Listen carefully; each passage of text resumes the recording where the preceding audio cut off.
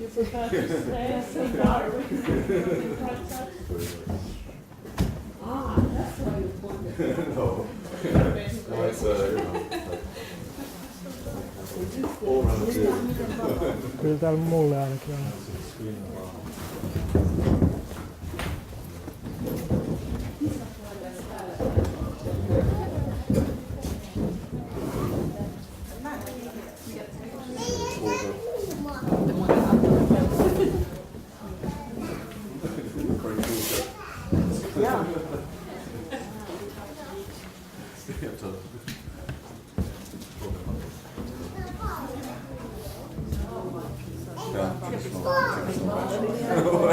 Yeah, I think so. Do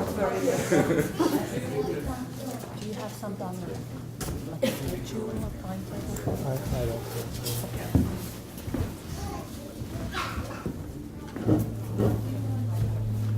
Tiedätkö kuka puhuu ekana? Montako ihmistä? Vikkati. Mikä teidän suunta on? Voiko muuten puhua kuka ekaksi? Mä olen tietää, että ekaksi voitaisiin aloittaa siis. Joku saatti eilen. Se.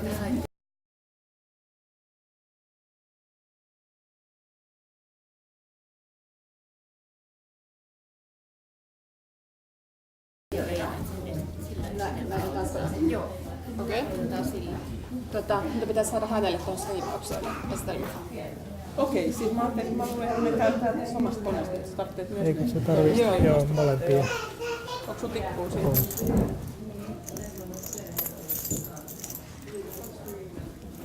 Mulla on taas tuossa tikkuu.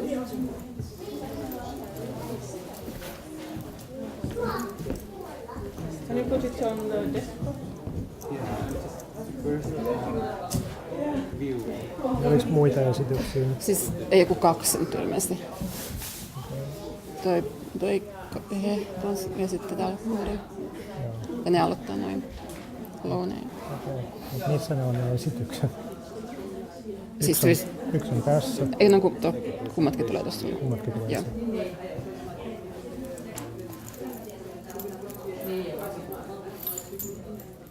Maybe I think you have to open it.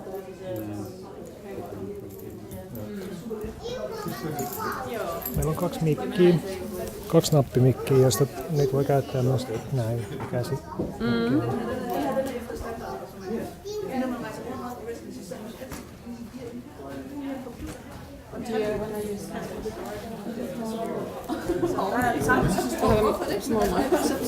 Just for the recording.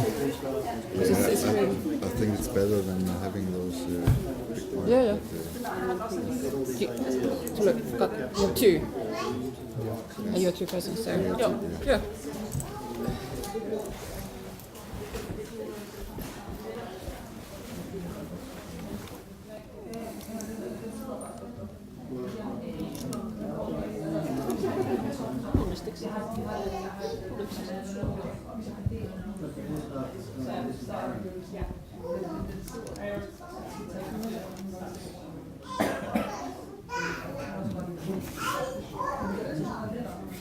Laitaks ne tähän suoraan? Siihen vaan.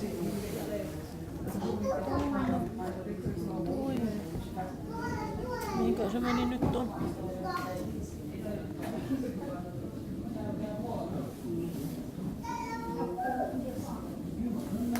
Mikä se laittoi sen nyt sen?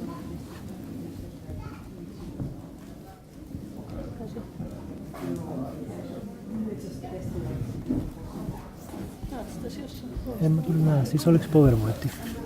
Hey, did you put it on the desktop? Yes. Behind the window here. Okay. Oops. Here.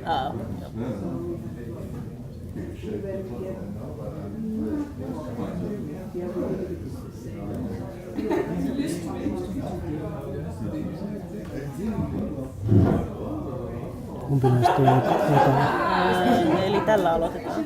Eli se, että on Onko se joku avauspuheenvuoro kanssa? Joo, meillä ei ole mitään esitystä.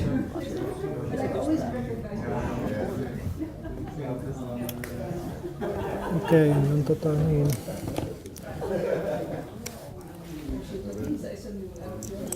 Ketkä teet on nyt aluksi tässä?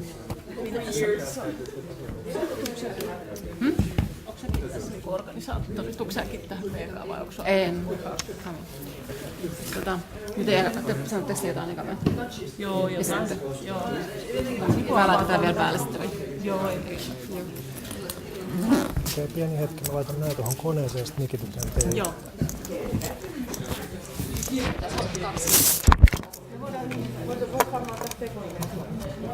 Jokaiselle tulee sitten mikki, koska toi screenataan varmaan.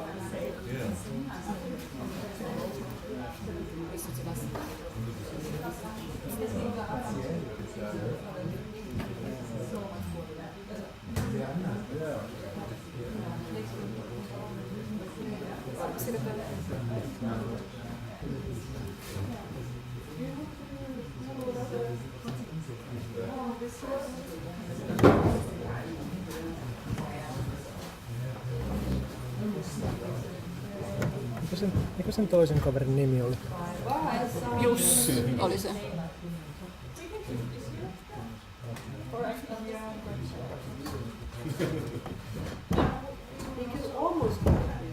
Kysys meikä sen failin nimeä. Mä en niinku... Tästä on päivämäärät sanoo.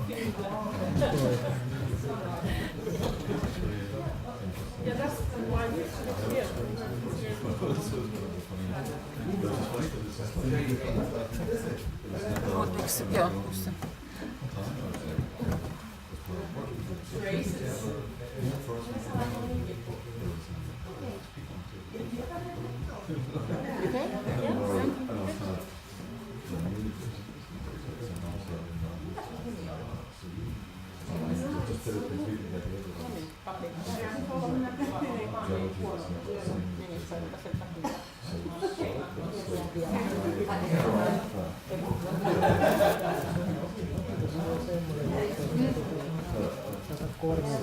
Failia tai joku semmoinen, että se aukeaa niin kuin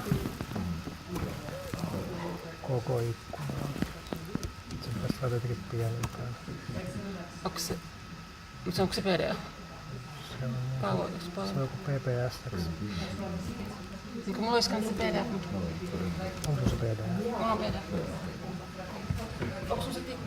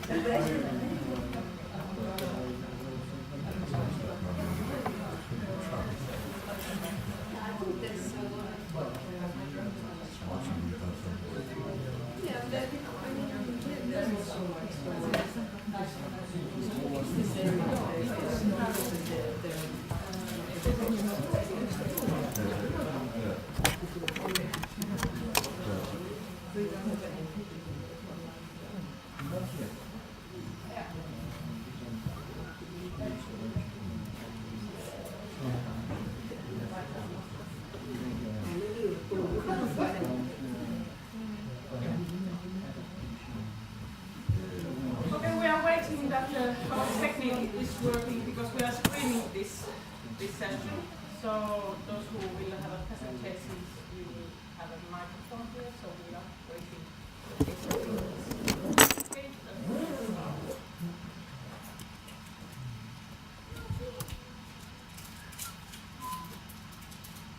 I think while waiting, go around and you could tell who you are and shortly with few words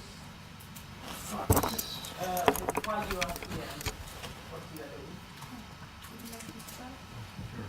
Hello, my name is Hazel. I'm an artist and researcher.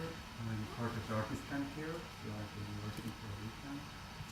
And come from Estonia, currently living in Canada and have My name is Kristina Lindström. I'm also part of having part of this artist camp and I live in Malmö and I also talk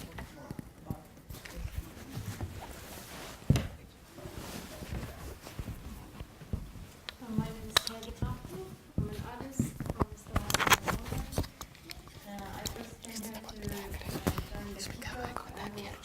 Stockholm, Norway. I just came here to join the workshop and workshop for the Nordic Fire Network. I also run IOLAB, which is an organization that promotes art in the intersection of technology and science. Great. Hi, my name is Donna Haraway. I'm from Helsinki and I'm a researcher in educational sciences and I'm interested in art in the environment, public art especially. My name is Gina. I am also an artist and a researcher and I had a presentation yesterday in the seminar and I work as a performance artist mainly, or with a lot of conceptual strategies involving a lot around and landscape site specific interventions and stuff like that. And I also reflect a lot on that in a more theoretical way because I'm also an art historian, so I kind of like to ping pong my practice with my theoretical background. Okay. Thank you. Yes, I'm Lone and I work at Aalborg University in Denmark. Yes. Just to see. We just use it for streaming and recording, so that's why I hope you will pass the microphone. I will. Does it work? Yeah, it does. Sorry. It works from there, but you don't hear anything here. Ah, smart. Okay. I just hold it like this. You have to take care of what you say. Whole Finland and whole Europe is Oh my. Okay, it's not that. Don't say it. Okay. I'm Lone and I work as a researcher at Aalborg University in Denmark, where I'm head of what's called the Danish Center for Environmental Assessments. I work with environmental science and especially decision making and how to link all the knowledge we have, the knowledge we can create, with the decision making in society at different levels. And I'm starting to explore, based upon my more than 20 years experience, that scientific knowledge is definitely not enough, and starting to explore more the roles of arts in relation to environmental science and civil society and political spheres. Yes, my name is Falk Heinrich, or Felk Heinrich. I'm a scholar from Aalborg University and I'm head of a research lab, the Research Laboratory for Art and Technology. 20 years ago I've been working as an actor and a theater director and also a little bit as an installation artist, and I'm writing about installation art, interactive installation art, participatory art, and I'm very interested in this combination between artistic approaches, artistic methods, methodologies, and the scientific methodology. So how to bring those two approaches together? Are there possibilities? What are the possibilities? Hello, my name is Merja Brinjan. I'm a visual artist and arts manager working at the moment as an executive director in Kulttuurikauppila Art Center in northern Finland. And also I'm artistic director of Art Biennale. I had a small presentation yesterday in the seminar about Biennale, and I'm interested in, especially in my own artistic work, concepts combining arts and science. Thank you. Hello, my name is Martin Howes.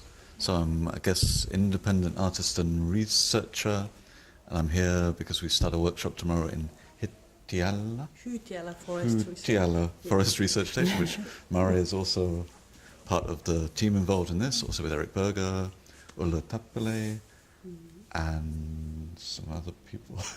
Jamie. Jamie Allen, yeah, as part of a project which is funded by the Swiss National Foundation for Science. Yeah. So this is kind of like an introduction also, just to being in Finland, to get into the frame. So I should say a bit, the workshop is more or less about, or this kind of originating concept was around non-linear notions of geology. So we're looking at peatland and forest land as ways of looking at kind of cyclical time and of actions which involve like experience. Thank you. My name is Mari Keskikorsu. I'm interdisciplinary artist from Finland, and my current practice is very much focused this moment in this kind of empathetic interspecies communication.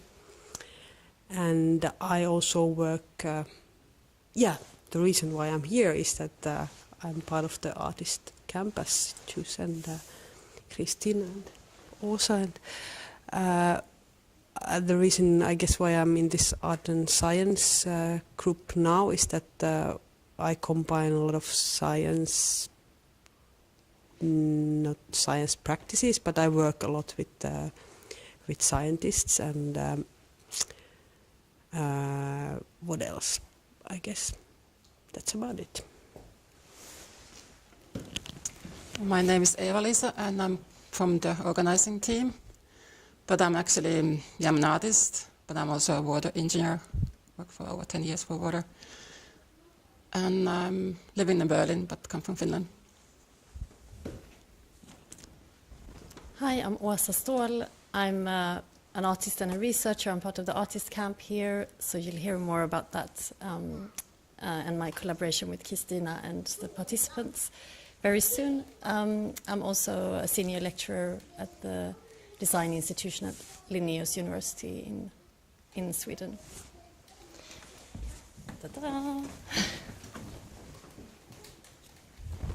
Hello, I'm Björn Kröger. I'm here in Helsinki at the Natural History Museum of Helsinki, and I'm the curator for the paleontology collection, fossil collection. And I'm German. I'm originally from Berlin. And in Berlin, I also did a lot of work with kids. So I dug holes and just open-ended.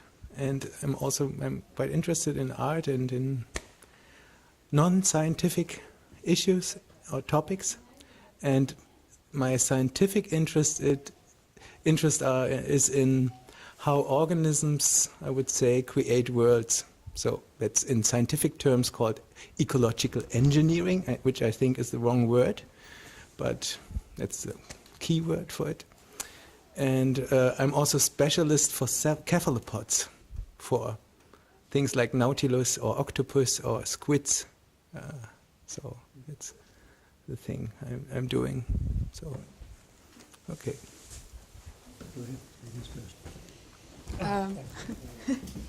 Hello, I'm Wiebke Pandiko. I'm also German, but have been living in Finland for 10 years. I'm an artist. I mostly work in jewelry, and over the last 3 years I've used plastic bags and developed a technique how to use them in a way that they do not remind people of plastic bags anymore at all. And I'm very interested in ecosystems and how things are interconnected, and I like to. This is also things that are background for my work in most cases. Hello, David Woodruff, originally from New Zealand, but lived in New York many years, in Vancouver, Canada, traveled most of the world, worked in the Arctic and the Antarctic.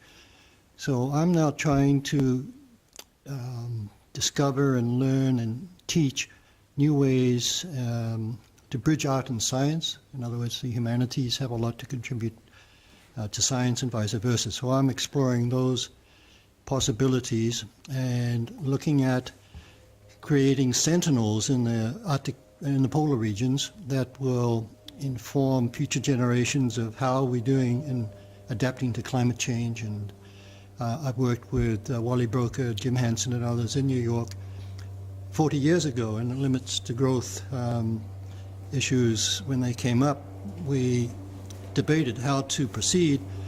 So 40 years later, we're still trying, and so I'm here to learn and teach. Thank you.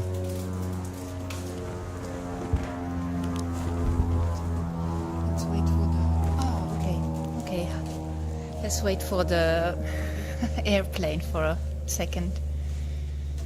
I've been working actually 20 years in the film industry, and this is very common that everything stops and you wait for the airplane or some other things to go by. But yes, I have been working as a production manager in film industry and taking care of the continuity in films. And then because I was enthusiastic as a child of biology, I started to study in Helsinki University environmental ecology. And while I was studying there, I was looking at many environmental artworks that really touched me, and especially Jan Arthus Bertnad's photographs with the beautiful picture and then something about the environment. They touched me, and I thought that I want to do a master thesis about this. And then it took 2 years for me to find in Helsinki University from the aesthetic department and from the ecology department people who would help me to do my master thesis in environmental ecology and the restoration of ecosystems, and how environmental art can be a helpful co-partner in these huge planning works. Because when you are restoring an ecosystem that has been altered by human beings, you need to have the historical and the cultural and the ecological knowledge, and that's the base material when you start to do. But my interest was that how can an environmental artist give an impact and surplus to these huge projects and see, and also the aesthetic view of the ecosystem would change, but also the spirit of the ecosystem would become something not in the same as it was before the restoration. From the natural state. You have the natural state of the ecosystem, and then human beings use the land, and then you restore it. It becomes something else. But my ideas in the thesis was that what is the third level of this after the restoration work? And I then studied 2 of the artworks here in Finland and tried to find the scientific backgrounds to see what kind of biological values these artworks did to the ecosystem. And the artworks were Tree Mountain from 1996, and then The Magic of Waters 2015. No, sorry, 10. This is just if you want to know more about it, but that's how I am in this. Hello, I'm Kati Vierikko, and I was invited to this by Anu. Thanks for her. My background is in science. I am a PhD in environmental sciences, and I did my doctoral thesis on sustainable forest management. But before that, I did my master thesis on lichen taxonomy. So I was more into taxonomy and biology before I turned out to be more societal oriented when I was doing my PhD work. I have been also very active in local politics and nature conservation here in Helsinki, so I know quite well what is going on in land use planning in Helsinki, and I also been working with the artists, especially in environmental artists, when they are doing their works in Helsinki environment, and that's why I'm now here today.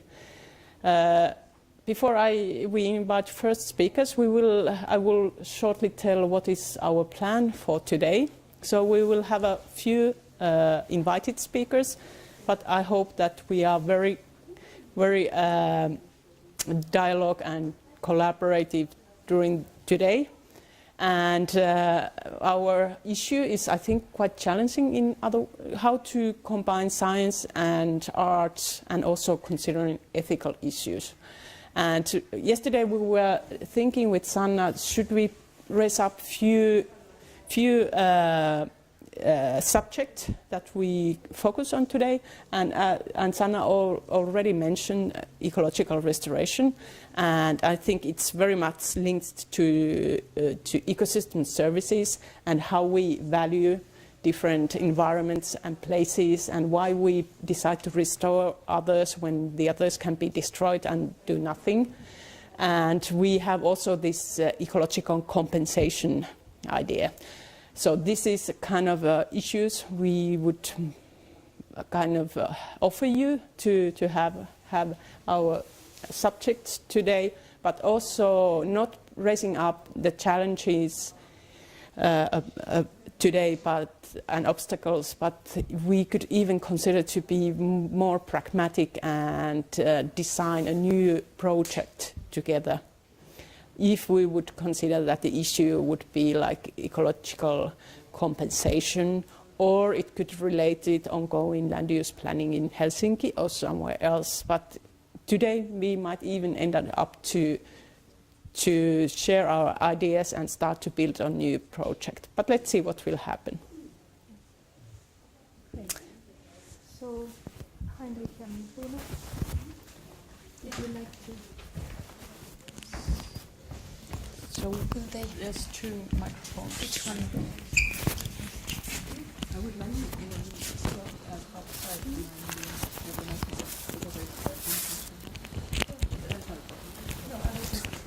It's just outside here. Yeah.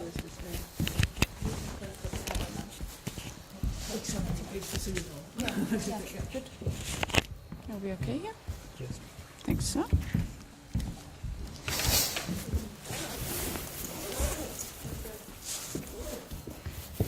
Just relating to your idea about the ecosystem and service and compensation, it's not part of our presentation, but it's definitely something we would also like to dip into in the discussion.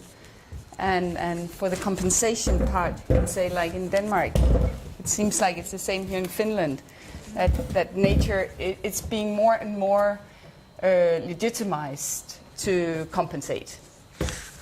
Yeah. So it's something we can relate to in the Danish planning or political scene. Okay. Yeah. The beginning of the presentation is very much the same as yesterday, and most of the people here were following yesterday's seminar. There are two, so I don't know, maybe very shortly you could describe the case. Yeah. It's a cooperation project with Pelle Brau and Julia Brun, coming from Denmark, or Pelle is coming from Denmark, now living in Norway. And we did a project together last year, and then we did another one this year, which was also a collaboration with the Art Museum in Aalborg Kunsten. And yesterday we talked about how we work with kids in workshops, building ball tracks for the future relating to sustainability and their future life. And we explained yesterday what we found of more effective influence with the kids. They were like participating, and we could see some good indications of them considering their role and their empowerment in relation to sustainability. But that was yesterday. But today it's a short presentation about our reflections upon working together. Like Falk is from humanities, I'm from engineering, science, and working with an artist. So it's quite transdisciplinary, just for us to understand each other. And then also working with Pelle as an artist. And the expectations of, because it's like we have our own individual expectations, but what also glue us together is that by combining our different kinds of knowledge, our different ways of working, approaching, perceiving the world, that we can do something that is not just an addition of all the things we can, but also something a bit different. That was like the basic idea, or our idea in it. This is just a few pictures for those of you who were not there yesterday. It's Pelle and I, and up here we have all the kids sitting before they're going down to build or create a ball track, choose their notions regarding sustainability, and tell a story, like the storytelling about their future life, how they can see themselves in the future as adults. What will they bring into their future life? How do they respond to sustainability? What does it mean for them, and so on. The ball, one of the examples, like there's been like hundreds of ball tracks now of futures being played out, adults and kids. We were only playing with the kids. How they deal with the different complexity, what notions, what to bring into their future life. Here it says like investment in science or gold jewelry. A lot of choices to be made about your future. So that was a very short version of the ball track. So in relation to the findings and our experiences in working together across our different disciplines, our different experiences, and with Pelle. Yeah. Now it's my turn. It's your turn. Let me just very shortly explain. This is actually part 2 of a collaboration between Lone and Pelle, and it started 2 years earlier. We had a land art or landscape festival in the northern part of Jutland, and I was part of the steering committee there, and I wanted to explore the collaboration between scientists or scholars and artists. That's why I proposed to bring artists exhibiting or working for this landscape. It was called Festival, and scholars from mainly Aalborg University together.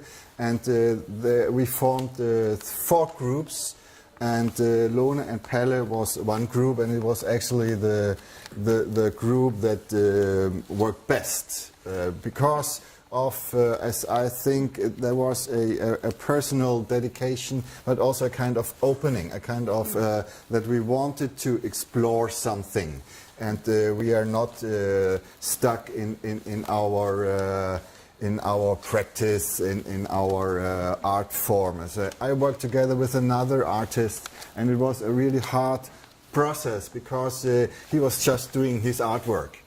And then he could explain me, and I could come from a more art historian, art theoretical perspective, but nothing really happened. But in your case, you came up with this ball track idea, placed in the woods, and then you developed it together with me to make this more interactive event with kids. So we have three persons here, and it's actually very important for me to say that those are persons, human, as persons that have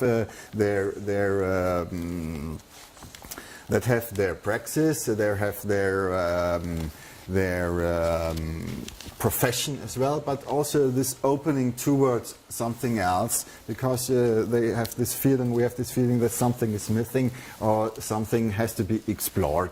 In your case, maybe you could just state why you are interested in working with No, I think as I just briefly explained, like working more than almost 20 years with environmental issues in different ways, planning, urban planning, environmental planning, infrastructure planning, working with how to bring knowledge about the impacts into decision making. And I work very much as an action researcher, so for me to engage with the processes is the way I do work.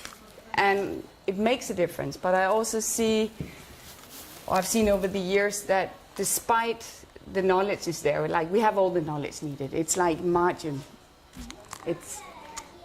But that knowledge is not really, or at least not always brought into action, and actually for pro-environmental behavior.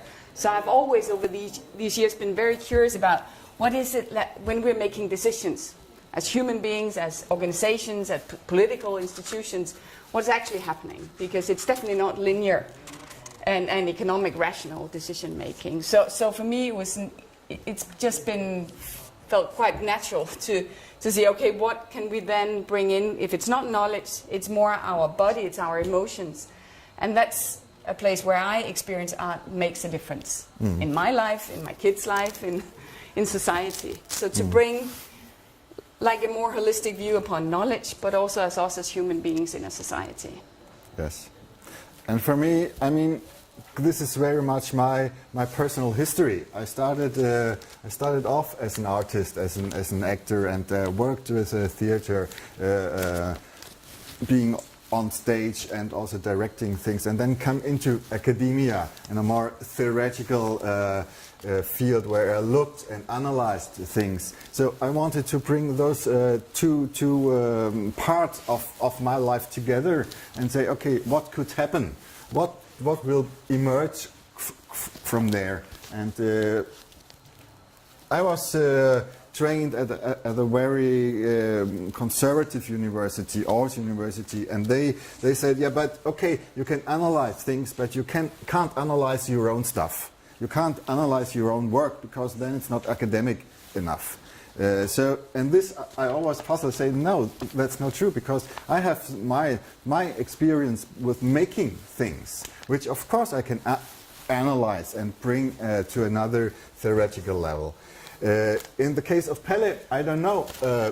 So he's, maybe you can say something about Pelle's ambition, why he wanted to collaborate with especially you, and the knowledge on sustainability and environmental sciences. Pelle is very playful, so he's very open in his work and in his approach to collaboration.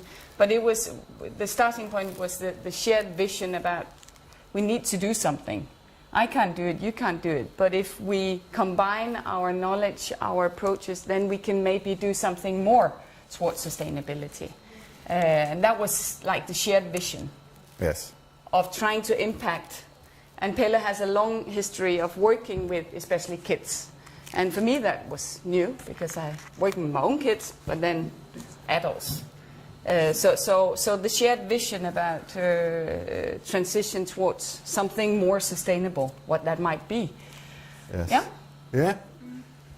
So maybe we go on, yes? Just, we did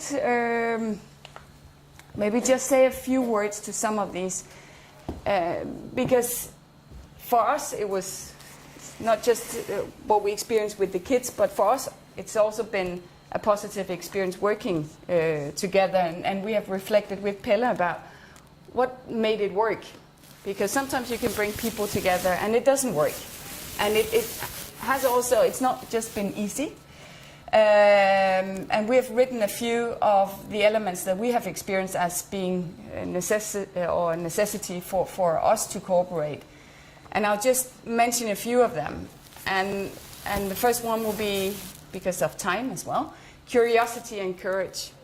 We have all been very curious about what will happen, what can we create, which is also related to the last one, because neither Pelle or us had like a very fixed idea what will come out of this. We had this idea about future sustainability, something about tracks you can build, different scenarios, but it was not fixed, which also meant that we actually had a playground, we had an arena for doing some work together. And then for the courage thing, it's something that I especially have experienced. Like, I come from the engineering faculty, and I've brought Pelle into my teaching, and I've been doing this work, and there have been either people have said, okay, interesting, or some have said, are you sure that this is science? Are you sure? Is that really what a researcher should do? And that had opened up a few discussions about what is science, what is my role as a researcher in society.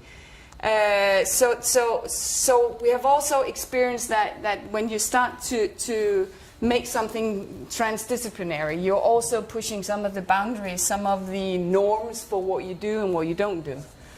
And then it's just taken a lot of time.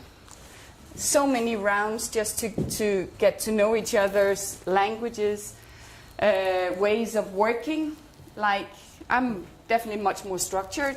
You're like kind of in between, and Pelle is like this, like all over the place. And just to try to merge this to something that we could all be happy in, it took time. Yeah. Something to... No? No? I think we don't have that much no, time. no. But we have a few questions. Yeah. Just a few. Because just as projects and corporation also get some experience, but it also raises a lot of questions. Yeah. And the question I have mainly is this one. So how to preserve artistic independency? Because now it's very clear that we use Pelle and we use some artistic strategies in order to communicate something very distinct. It's about sustainability. It's not just a reflection or a imagination or a illusion around a theme. We want to learn or to communicate specific things to children. So what about the artistic independency, autonomy, the purposeless, the much acclaimed purposelessness of art? Is it still there? Is it still necessary? Is it outdated? Has art shifted in a way, changed from being this purposeless activity towards something else? This would be my theoretical interest in it. yeah. And then you have a scientific. It was because I was triggered, Falk put that up, and I said, but what about the other side of it, the scientific part? But actually,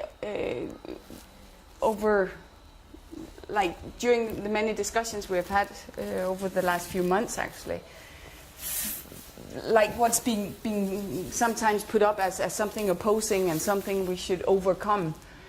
If I really boil it down to something simple, then, as you said, Falk, it's about us as human beings. It's about us as individuals. So not so opposing if we have like the same or similar outset of a curiosity and a willingness to do things in a different way. Then I'm not so worried actually about the artistic independency or the scientific validity. It might look different. Mm-hmm. But as an environmental scientist, I think it serves a higher purpose. Yeah. But that's some of the questions. Yes. Yeah. I think we are done. We are done, and maybe the discussion afterwards will bring up some questions or some discussions around those issues, topics. Thank you. Or do you have more? No. Would somebody want to comment right away, or shall we? Yeah. Just a minute. You get this one, and then we can share. It gives so much more pressure to have this mic. But I just thought to comment quickly on this artist independency or scientist independency, or however way you put it. I think that is slowly changing because, to my experience, it's quite clear that often the artists approach scientists that they want to do something together. But that is also changing. Also, the scientists are now approaching artists, and I think it's really important to kind of like remember this kind of path that we have been going. Also, that I also remember the times when I really felt that the scientists wanted me to popularize their research results. So I think there should be like really mutual understanding in the beginning before you start doing anything. That, like for example, the people that I'm working with now, they ask me to be part of their research group, and when I'm reading the papers that now we are making the funding application, it's very clearly written there that that this is not about that that art has its own kind of like agency in this project, and I think it's really good to discuss this through and not to just leave it like, yes, we are doing good stuff, but also so that we can develop ourselves and develop the projects that we are working with, because there is so many possibilities and so much to gain from this. So just wanted to comment. I think you say it very clearly, and what you also do is like opening up for all the different modes of collaboration. There's not just one; they're different. Mm-hmm. And I think it's also about the timing when we meet, whether we can actually do an equal collaboration. Mm-hmm, mm-hmm. Yeah. Yeah. I don't want to. Afterwards, you can discuss. Yeah, we can continue with this one. Jus Heinsalu will have the next presentation.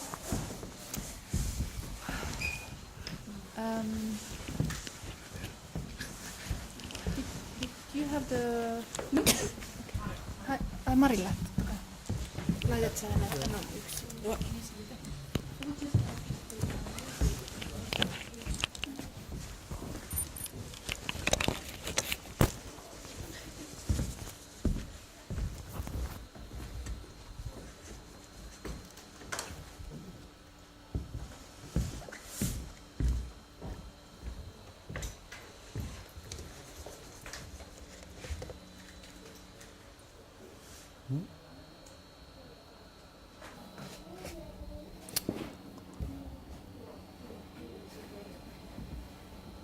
Doesn't somehow. Maybe it's. It's just taking out and put it in. Yeah. Okay, perfect. So my name is Jus Heinsalu. I mainly work with clay. Clay as a material, as a medium, as an environment, and overall goal or the essential question that I have is to reveal the embodiment of life in inanimate materials, and clay has been the material or the subject that then, through what I'm trying to answer this question or find some kind of result or evidence of that. And then in my practice I use a lot of scientific methodologies to study clay material, and then in different ways I receive visual material that I analyze, and then by combining it with the mythology, with poetics, with philosophy, I combine and find a kind of a mutual story to forward. So these are just like different patterns that different types of clays create when they are combined with light. And I look at light as a modifier of material that enables a different perspective on solid matters or materials as clays too. Sometimes the studio becomes or is in a laboratory. In this case I've been using electron microscope to look at clay and then combine it or place it next to photograms that are made from clay. And so then in this kind of a different scaling of micro level and then macro, and then looking at like aerial footages of the landscape where the clay is taken, and then to kind of observe and see whether there are similarities or there is total difference. And so what I discovered throughout the work is that each clay has their own kind of characteristics and patterns that are created, similar to a DNA that we look as alive or like life organisms. And I do think that the way we hierarchize materials and the mineral matter as something that is not alive is not the correct way. And I think yesterday we were we were listening a little bit of tea time as a term, and I think that the way we look, or when we witness the presence of life, is something that can be spanned out in a different time scale. And in that case, like earth, or the kind of a solid ground material, will be alive, or will be witnessed as alive matter. Anyways, I'm much more interested, or mostly interested, of the aspect of invention in art and in science, and how do we come up with even the questions that we try to answer. How do we find ways to work on them, and to invent tools, invent machines that allow us to look closer, to look further away to the space. And sometimes how we even have to invent language to describe what we are seeing, because there is not yet terms or words to describe what they are. These are projections of through ceramic lenses that I've been working with, where like clay material is fused with glass, and then when they are projected or magnified, they become light. Just examples of different work where light and clay material are put together in different patterns, and different perception or the understanding of material comes present. As well, I think throughout the work I've been a lot started to think about the agency of the material itself, and like what clay can tell us about of life, or like of ways of being. And as well, during the last days, and as well, I guess, reflecting back on my own work, like where comes the aesthetics of science, the visuality of it, the tools that are invented, the machines, the diagrams, and is it something that then, let's say, myself is using a specific visuality of my work? Is it looking scientific because it has its simplification in shape and form, or is it so there's some kind of a combination of the language, like the visual language in science and art, that I'm very interested to see and kind of start to like look into like where it comes from and who decides what is what. And here in Vartasaari I made a simple field study by gathering different ground materials, whether it's dirt, clay, soil, some plant matter, and I made slides that can be viewed up on the hill that is right here through the simple magnifying glasses. And it's all to kind of change the perspective of the ground that we're standing on, and to look at it from a different angle. But I guess, yeah, the main point of this talk is to question that how do we invent ways to reveal something that we don't even know what we are after, or how do we ask questions that we don't know what we want to ask, because it's only a sensation or a feeling that drives us, or drives the artist and drives scientists to go on and kind of study the world. So I think that's it. Thank you.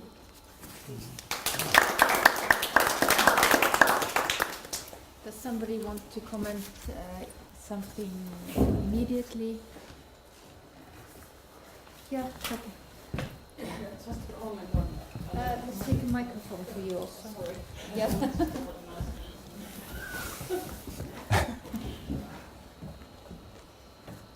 Stay there.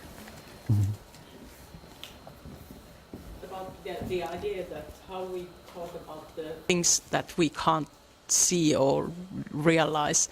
I think this is very common nowadays. We don't have to take even microscope to realize that there are missing worlds and realities we can't see. I think nowadays we are very like looking at the through very small tube and not see what is going on. And I think when you speak with people about the word biodiversity, it's something not understandable. It's something that is disappearing even among discussion nowadays, that it exists there, but people can't see and can't realize that. Despite we have talked that since Rio 1992 very much, but still it's kind of, we can't see it, we can't understand it.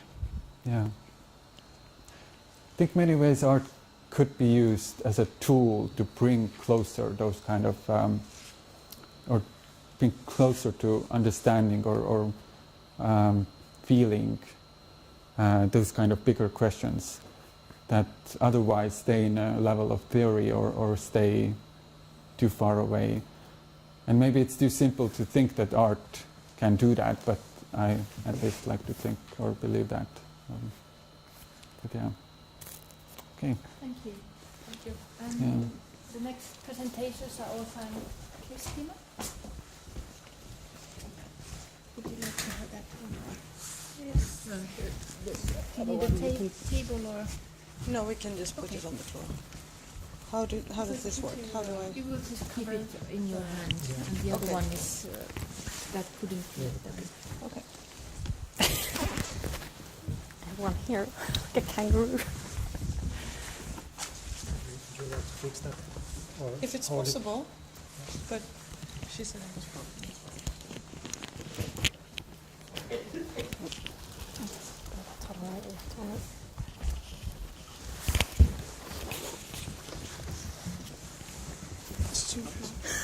Sorry.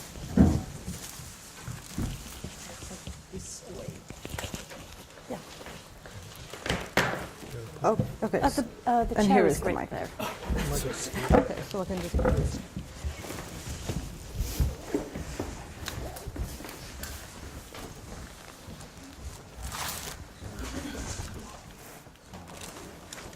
Ska introducera oss som jag läser.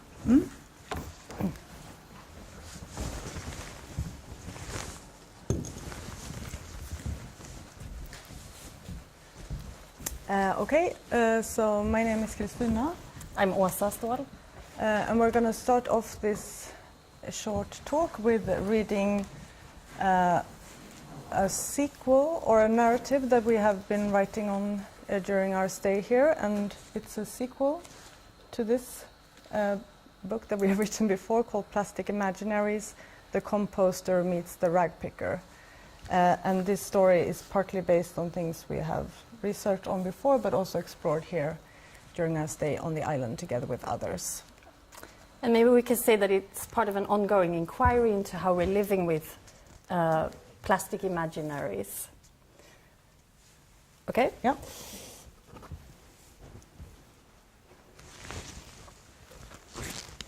Unmaking plastic imaginaries, plugging, composting, and making. Yeah, you heard me. I'll hang them there. We've heard it. We've all heard all about all the sticks, spears, and swords. The things to bash and poke and hit with, the long, hard things. But we have not heard about the thing to put things in, the container for the things contained. That is a new story. That is news. So Ursula K. Le Guin wrote in her text, The Carrier Bag Theory of Fiction, in 1986. News in 2017. A new kind of gathering emerges, plogging. A combination of picking plastic waste and jogging is added to the Swedish vocabulary and repertoire of practices.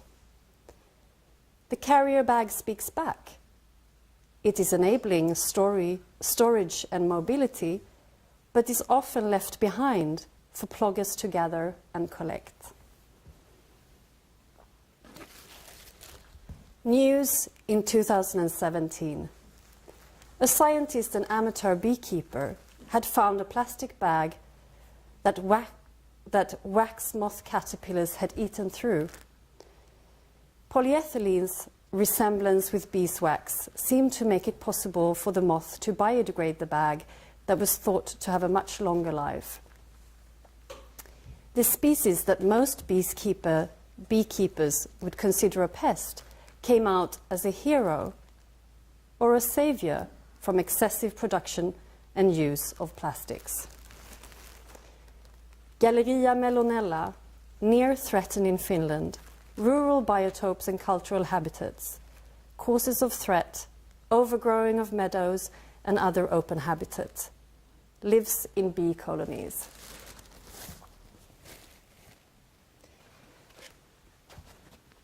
If we add beeswax to the story, we will find another kind of savior, a protoplast that comes both before and after plastic bags, for wrapping, carrying, caring, and saving.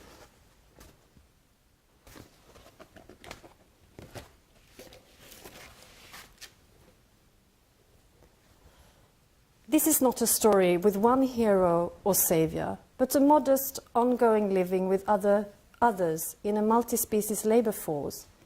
Bees, wax moths, ploggers, composters, rag pickers, common mealworms, bacteria, fungi, fossils, and more.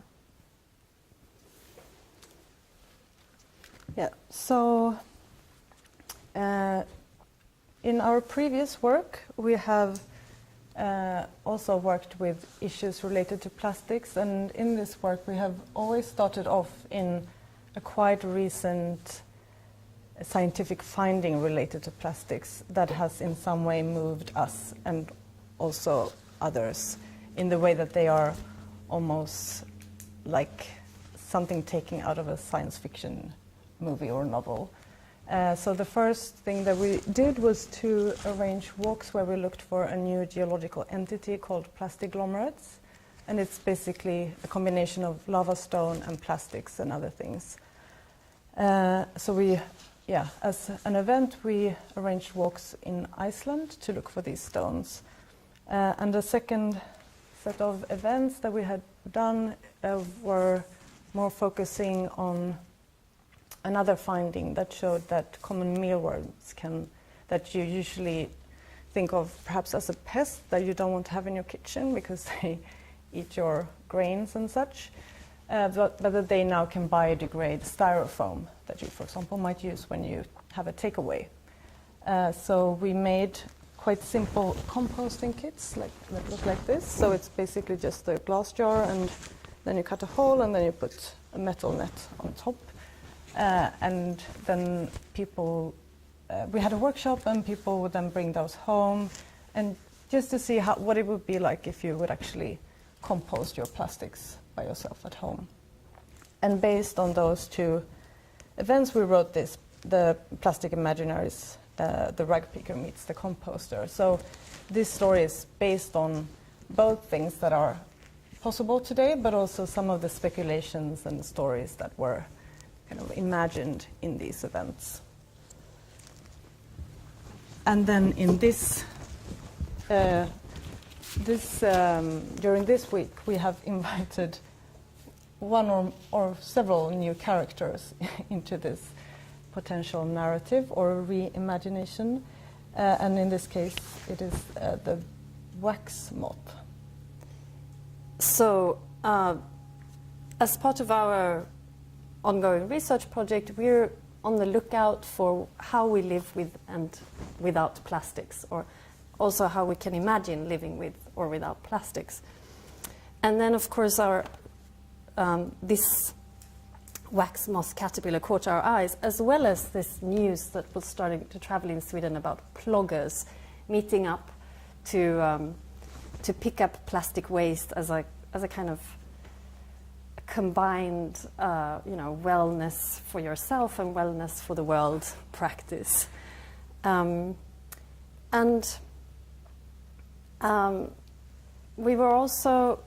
We find it really interesting with those tensions, like I read out with the savior, the hero, the savior, but also the troublemaker at the same time, because this wax moth caterpillar now it's near threatened in Finland, but if we started to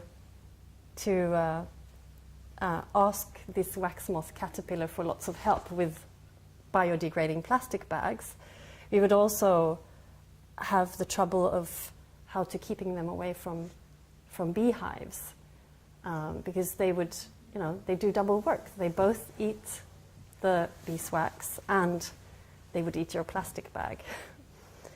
So as the kinds of researchers and our positioning in this combination of arts and science, we're working with the dilemmas that emerge in ongoing living, both with what we already have, but also new findings and how the world speaks back to us as sort of answers to our accumulated excessive living.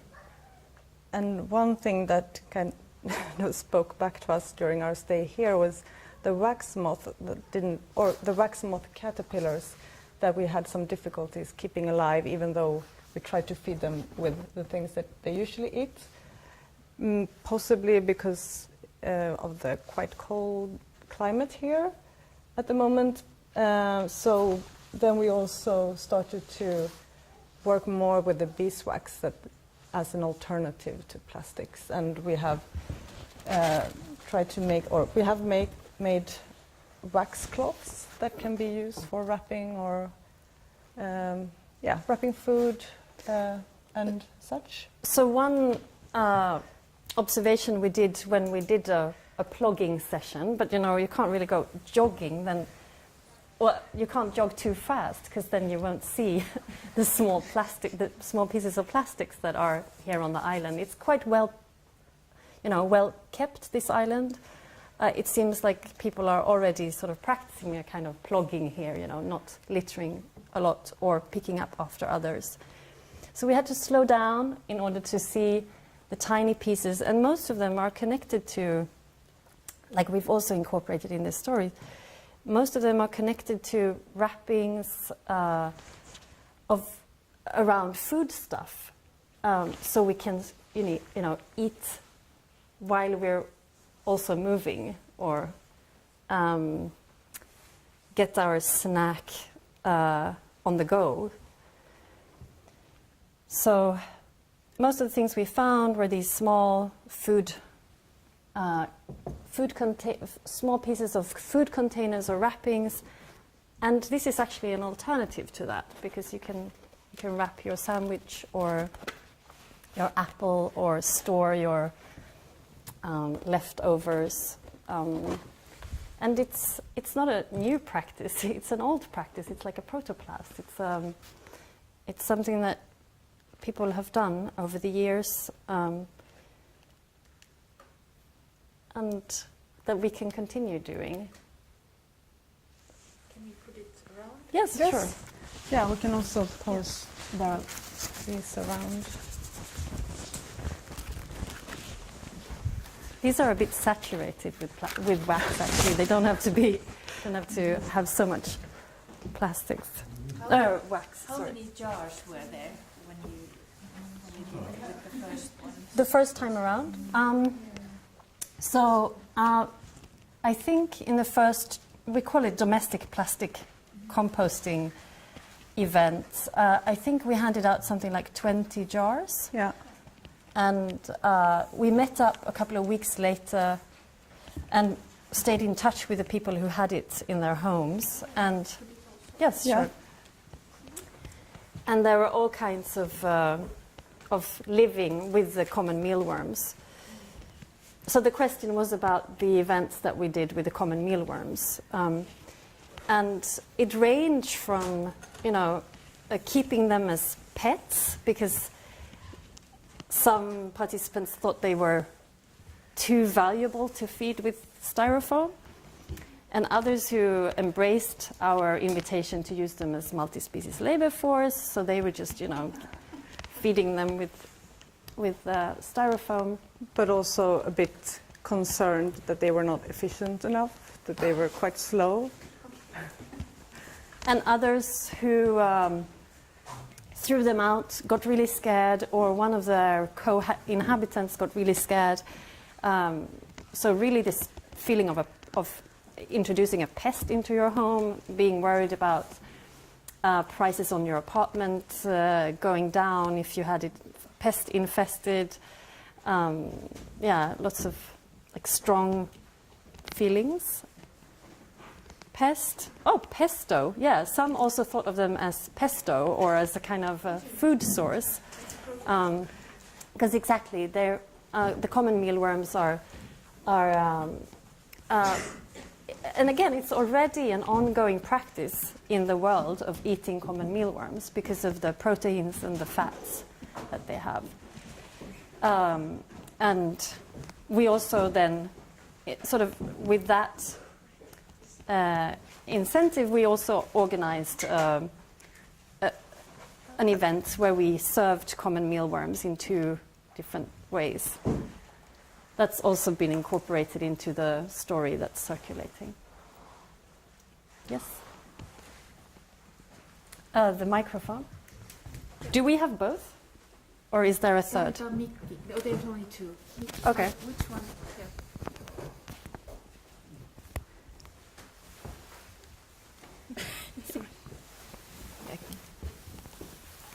Yes, I just wanted to raise the question about when you feed the mealworms with plastic and then again you use it as food.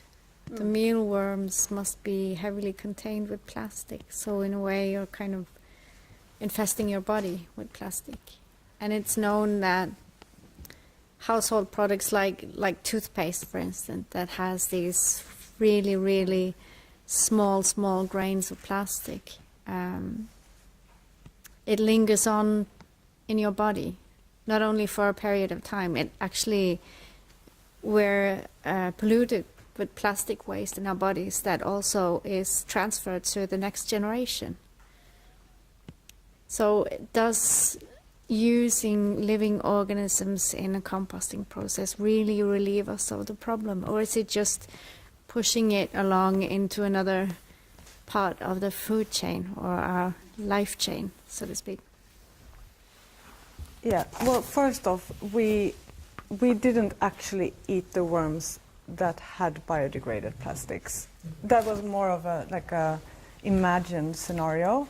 So the worms that we served were bred to be human food, and the ones that we have used, we have bought in reptile stores, so they are bred to be food for reptiles.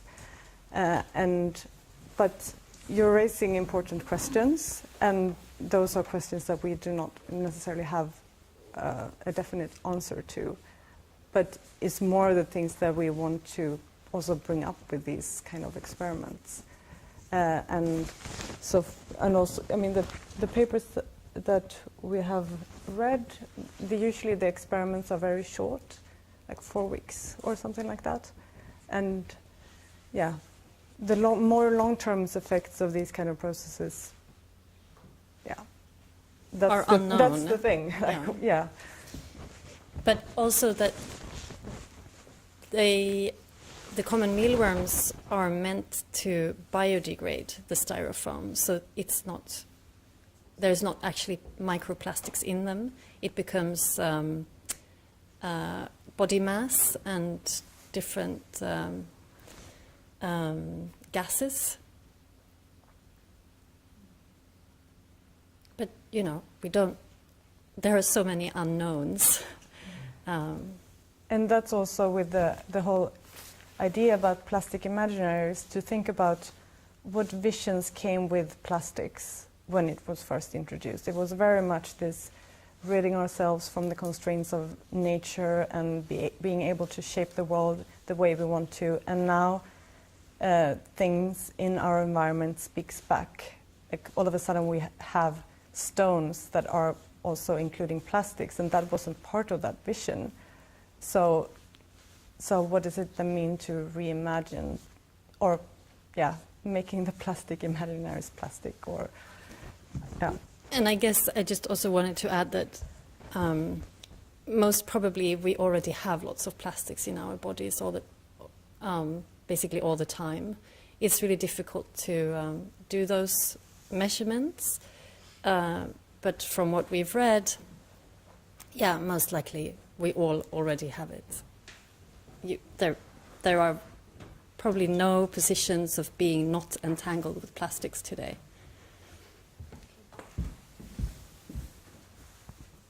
Yeah, thank you for this story. It was, I really like it.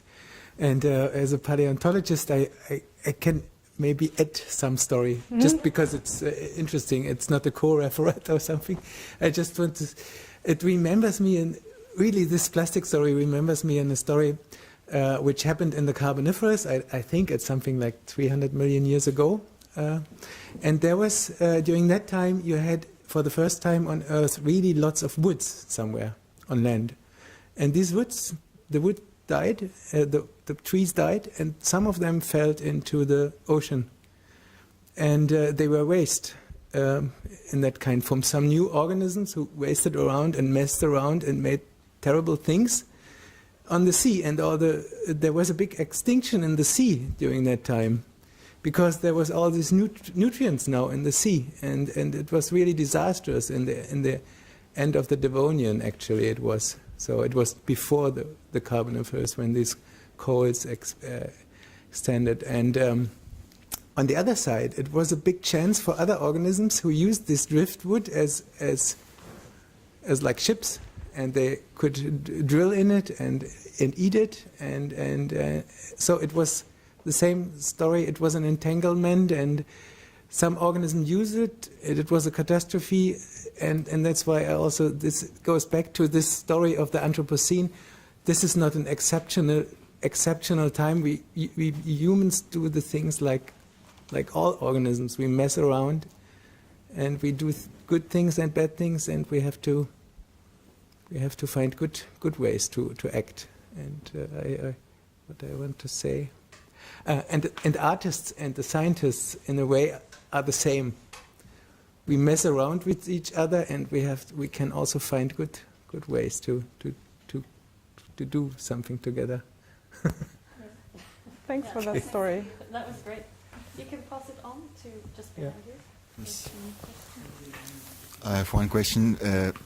Thank you very much for your story and your research, which is very fascinating, because this is what art actually, or artists actually can, to investigate, to circle around a theme, and to associatively bring things together. So my question would be, how do you convey this story or your investigation to others? How do you animate others to do similar things? To break boundaries, or to jump associatively to other realms and bring different realms together. How do you do that? That would be my question for this art-science collaboration as well. So that is not only confined within this circle, for example, but also involve others. I mean, we work in so many different ways. We are both teachers at the university. We host workshops, we write narratives, we have exhibitions. But I think what I appreciate the most and what I feel works the best in kind of engaging with these kind of thoughts or processes is through the a bit longer time workshops. And I don't know how to kind of make that travel into a text or an image or a manual. I think it's very difficult. So as you said, I think we have to use so many different languages, and in order to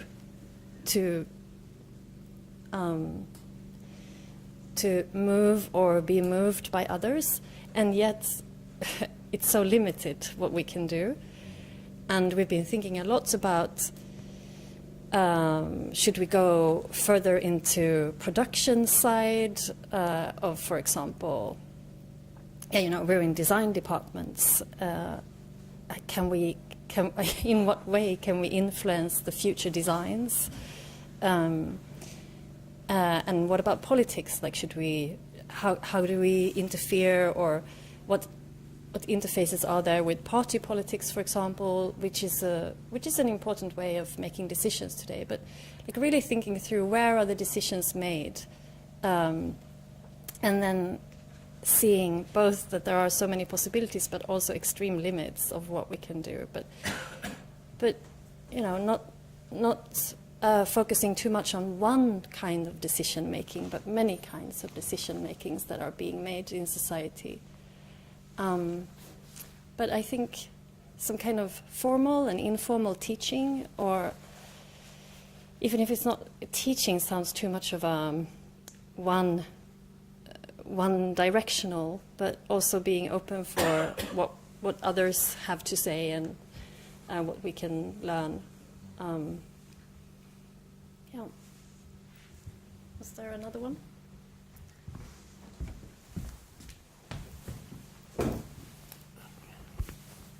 Thank you. For me, holding this, there's a real beauty in it, and part of what I'm trying to learn here is how can artists produce beauty to serve the planet and the preservation of the world. It's got a tactile beauty, a visual beauty. How permanent is this? Because I'd love to use this in my art, for instance, if I had big 2x2 sheets, for instance. Is that possible? Yeah, I mean, it of course depends on how you use it. If you can't wash it with really hot water, but maybe 1 or 2 months, I would say, or maybe let's say 1 month, but then you can just re-wax it. That's my question, really. What's the next step to make it permanent? Well, I think that's the point, that it's not permanent, because if it was permanent, then we would have the same problem as we have had with plastics. Right. Do you see, like, that these composts, you can drop it here, and it would eventually. So I guess, yeah. Yeah, I think that's part of the ongoingness of things, that it's in constant change, and that's what we need to be attentive to. That there are both new eco-services was mentioned before, and I am not apt for I'm not the best to have an in-depth discussion about that, but you know, in a way the wax moth caterpillars are doing an eco-service to us, and we didn't know that before, but now it's been observed, so that now that's part of the knowns, but we also don't know what is already happening with other species that can do things for us. And then, I guess we're very influenced by Donna Haraway as a feminist technoscientist, biologist, and cultural studies scholar. And she reminds us about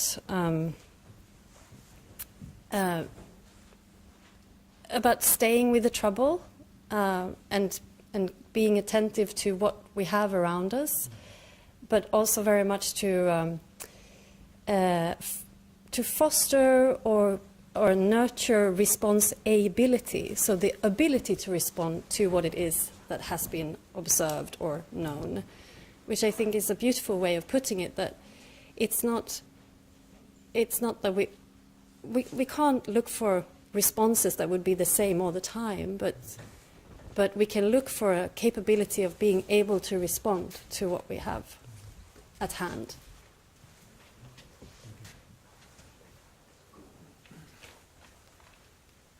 Oh. Okay, thank you very much.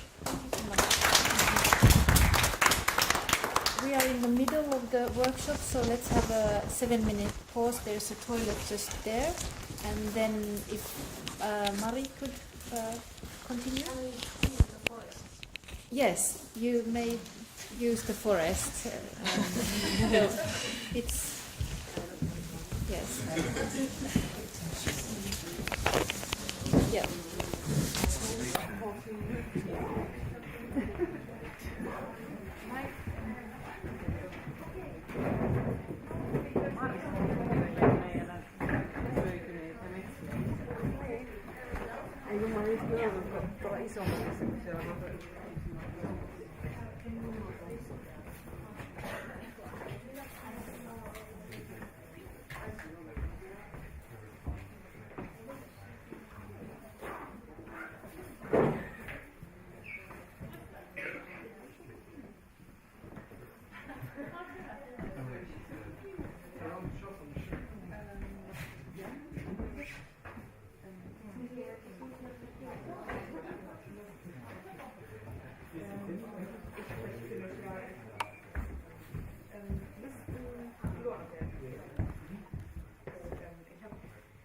tässä on nyt yksi presentaatio, sitten seuraava menee se niinku ulos.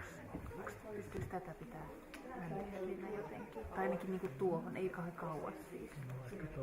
Joo. Niin. Sitten se menee. Että jonkun pitäisi kantaa konetta Niin. Okei. No, mä voin pitää kyllä sitä. Joo, toi kone toimii akulla, mutta tää ei kyllä toimi akulla, että meidän pitäisi ottaa myös tää puuttua. Joo. Mietin hetken aikaa, tota olisi menee ihan hankalaksi. Tai sitten jos vaan siirretään.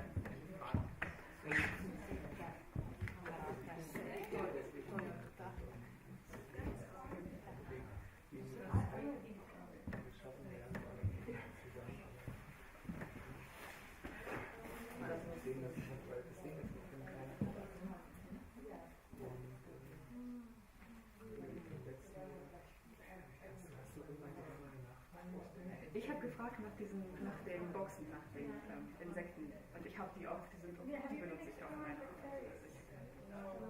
Es gibt zum Beispiel das Problem, ja.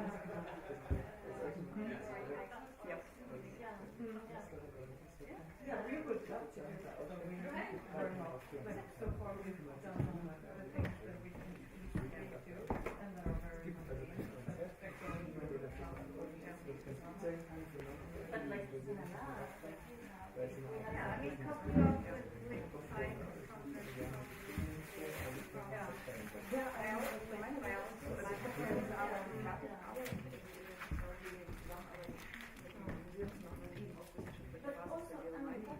die Sachen auszuführen, die schon haben, sondern wirklich dann Sachen zu machen, die wirklich eine bestimmte Korallenart zum Beispiel mimen oder nachmachen, so dass das ist wirklich auch so wie diese Korallen, dass die Leute, die kommen, die wissen, okay, es sieht nicht so aus, weil ich bin inzwischen nicht gut mit diesen Plastiktüten, also ich kann sie formen, so in was auch immer für eine Form ich will. Also in dem Moment, dass ich verschlagen bin, wäre dann nicht nur mein fertiges Zeug und Menschen, sondern eben man Rezept auch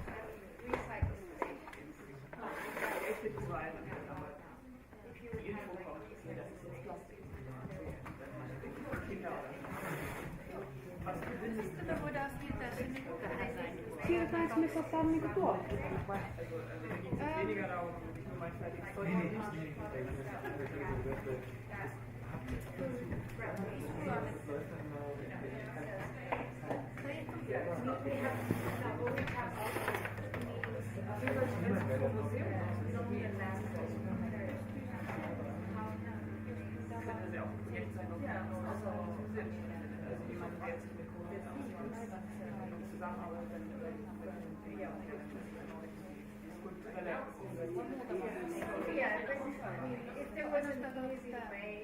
Also nur so, also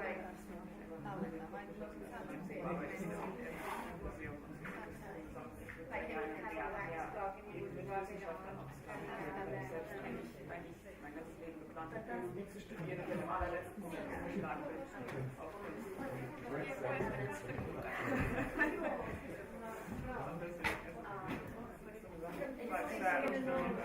Karten austauschen wollen oder sowas. Ja.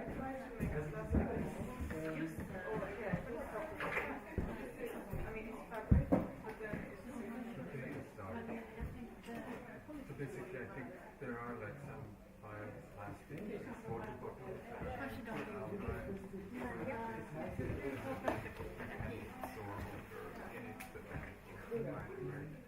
for compost eventually. There's a lot of outside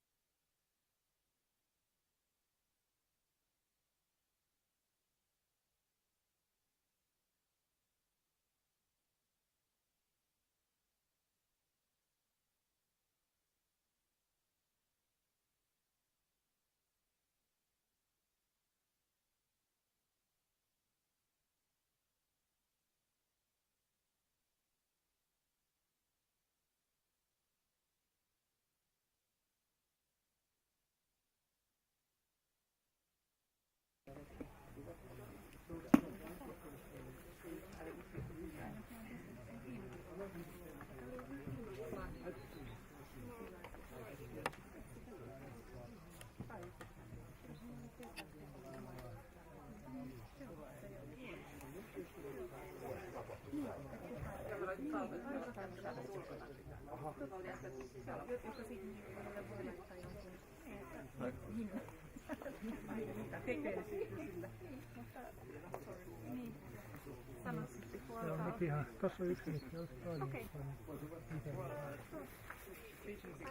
everybody. So the next presentation will be Mari, and you can take a seat and let's see if there's enough space. You can gather around the table and Mari will tell you two more.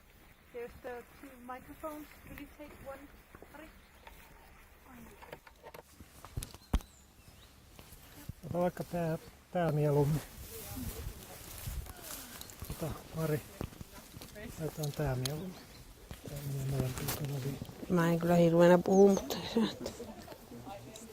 jätetäänkö tää?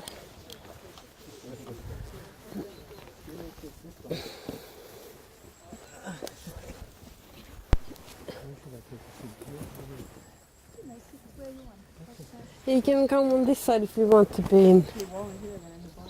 Yeah, I think so too.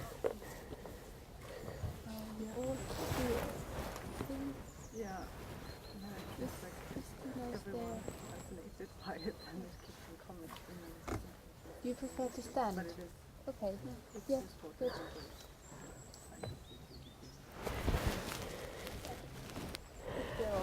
Yes, yeah.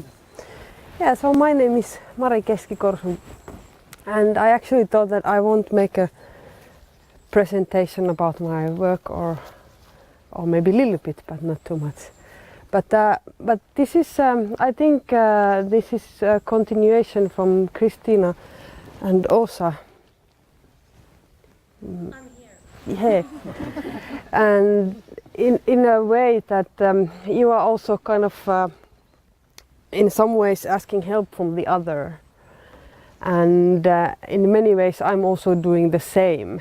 And but I think my perspective is more maybe to also to imagine, because if we can't imagine something, it can't happen. So that's kind of the idea behind. But how can we imagine ourselves in a connection with some other entity in a kind of like an equal level, in order to start not imagining everything as a resource. So this is also about how can we listen to the other voices and how they are heard. And so basically we are now going to listen to a message from alpacas. Alpacas are these woolly animals, other animals who have been living with human beings for thousands and thousands of years, but they haven't changed a lot. There's only two types of alpacas, and the only difference in between those two types is that the other one has a curly hair. So they maybe know something about us, I would say. So what I did was that I introduced to an alpaca herd, which is the biggest alpaca herd in Finland. I introduced to them this paper, which is scientific consensus of the problems of humankind in 21st century. And I guess we are all quite aware of these challenges, which are like climate disruption and loss of biodiversity and extinction and human population growth and our consumer patterns. So these problems were then presented to the alpacas, and I was interested in what do they think about them. And I had also help from another human being who is Maikku Kostiainen, and she is a professional animal communicator who does intuitive telepathic communication. So with that you maybe get a little bit of mix here. like this. And I'm really hoping that this works. So let's test if it works.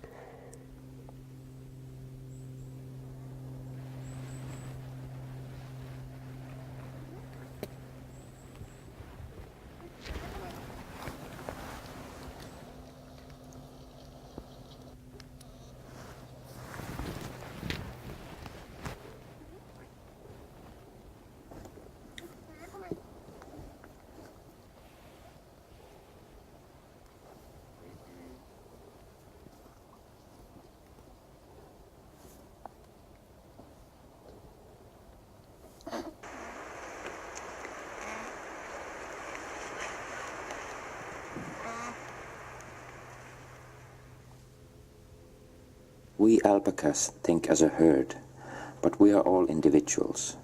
Every alpaca has their own personality. Our age is only defined by how far away we are from our original roots. The oldest one in the herd is the one who's the closest to our origins, no matter how many generations have passed or how many years we have been away from our roots, even if we are born to a faraway place like many of us are. The consciousness is not defined by time or by the place you're born. Everyone has a possibility to gain as deep levels of consciousness as possible, but it requires will, silence, and studying. We don't study because we carry all the consciousness with us, as we have always done. People learn from people, and over the years the knowledge changes. People have a broken telephone. The knowledge you got from your ancestors and that you pass on to your children has changed completely. Everything has changed. It only takes a couple of generations and the heritage is lost. For us alpacas it's very different. Nothing changes. The knowledge never disappears when it's passed on from generation to generation. People are masters in forgetting. You only remember what serves your needs. This is not a judgment, just a statement. We realize this is how it is, and it's very simple. It's up to you if you need to change. Any one of you can change anything at any time. We are not saying you should change or do anything. You do as you see the best, always. We only want to share our perspective, and you are free to do anything you want with that knowledge. All the questions you have are no questions to us, but for us they are very clear. We know that it's too late for humans to change certain things. The evolution has developed, and we are in the same train that can't be stopped anymore. Some of you want to change your life, and some even want to change the whole world. We wish every human would want to change only their own life. This is the only way the world or anything in it can change. We have seen how the world changes. We clearly see its constant, astonishing speed. This is because our consciousness is and has always been the same. We repeat this message to reach through to you. We don't change our eating habits or create pollution any more than we did 1,000 years ago. But look at the people. Humans create more waste than ever today. Everything in your lives has changed, from nutrition to housing and everything in between. You drown the planet with your actions, and this concerns each and every one of you. The one of you that acts differently and tries to live a life of awareness judges those whose consciousness is not at the same level. This is as doomed to fail as the fact that you try to change each other's with force. Before the last person's level of consciousness has changed, nothing changes in your world. The difference in the level of consciousness is the same as lack of love or faith. One can have faith in that everything is like it should be. Just now, in this moment, everything is perfect. You search answers from us to many interesting questions. We do have the answers, But it's too late. Forward in such a speed with technology and industry. You can't think of what happened yesterday, not to mention to look back in time how your ancestors lived a couple of hundreds of years ago. Technology helps you in this moment, but all the speed and ease is just apparent. Everything is an illusion, but you seem to enjoy this virtual world you have created. Everyone creates their own reality, and you have created this illusion you live in. I'd like to say that this is now what you have accomplished. Again, this is not said in a judgmental manner, but how many times does it need to be said for you to understand? You are all part of this world, you and us. We are all one. The universe is one with everything. It doesn't matter if you're a farmer, an engineer, unemployed, or a millionaire. You're all one and nothing separates you. If a farmer changes his life, everyone's life changes. If a millionaire changes something, it affects all. Everyone is important and no one is more important than the other. This is the answer to all of your problems, such as poverty, loss of ecosystems, climate change, sickness, greed, famine, and so on. You change towards the wrong direction. You change the wrong things. Some things can't be changed back in your lifetime anymore. You can do many improvements, but you'd need to do this together as well as individuals. Just like us. But you don't see others, only yourselves. This is probably a contradiction to you, but for us, this is fully clear. When one finds what they really want to do and is ready to live a healthy and rich life, then one is also ready to think about the others. When you find each other and keys to your own consciousness, you automatically start to think about the others and others about you. Then you don't feel a need to change anyone else. If there was a time when no bad words were said about anyone or anything, the whole world would be already changed. If you'd understand that there's nothing else but love, you'd live in a full, rich and healthy world. This may sound too simple, but this is how it is. We don't have any formulas or complex solutions. When it's time to leave the earth, we know where we are going and what we have left behind. Nothing more than what we came with. That's it. We are alpacas and you are humans.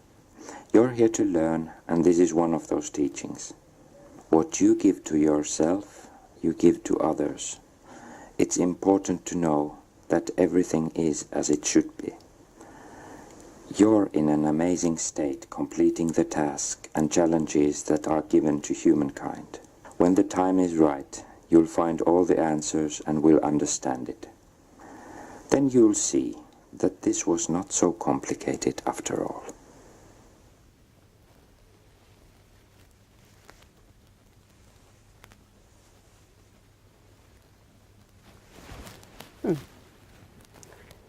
Yes. That was my presentation. Thank you.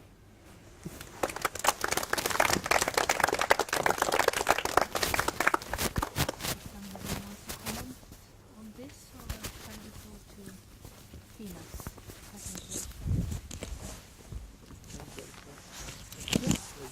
Yes. Just a moment, please.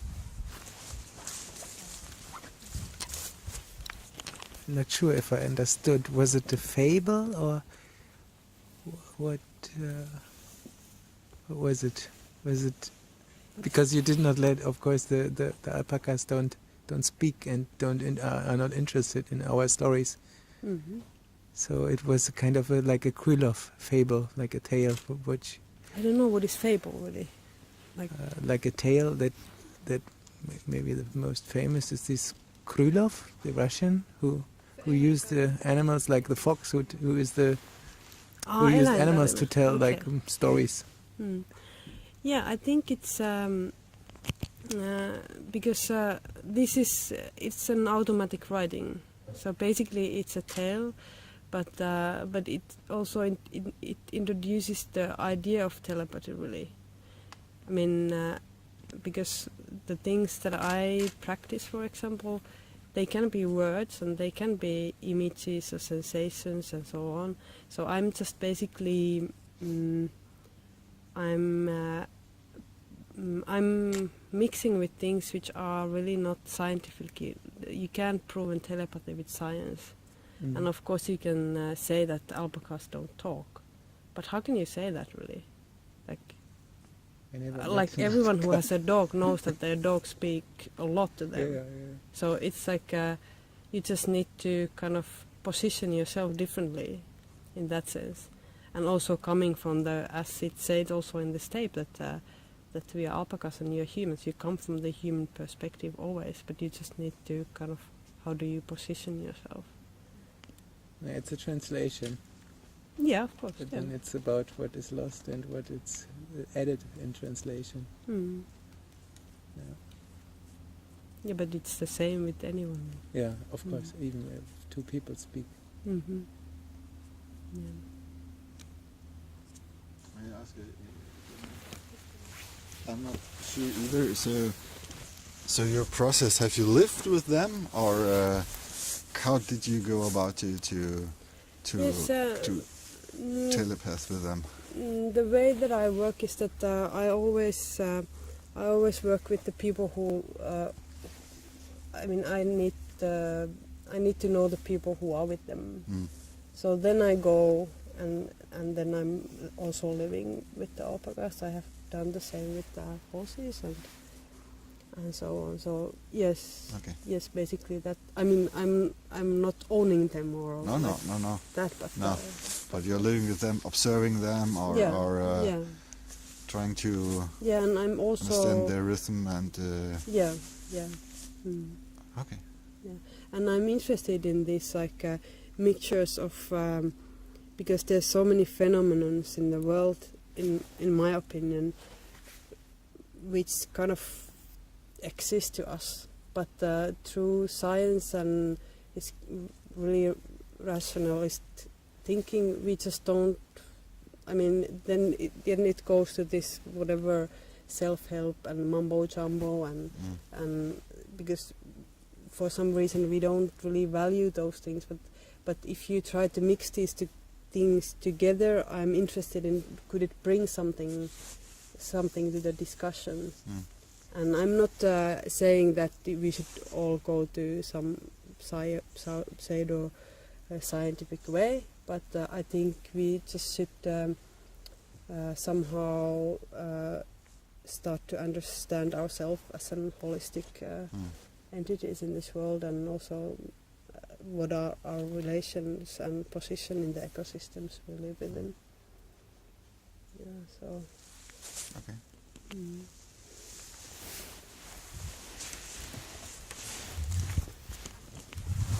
I liked what you say for very beginning, that we should start to look at different beings not as resources. I think that's one thing which is problematic in also this circular bioeconomic thinking, that we still think as that mainly others as resources and how we benefit from them. For me, listening this, I would, as you say, it's more like a translation. But I think as a scientist and artist, we observe and we always make our own interpretation of what we see and what we think others think or talk. So I think this was very mind-opening. I noticed that it's really raised questions of what is this? What is this really? Interesting. Yeah, I think when we are talking about I think the key point is exactly that the only thing that enables us to do this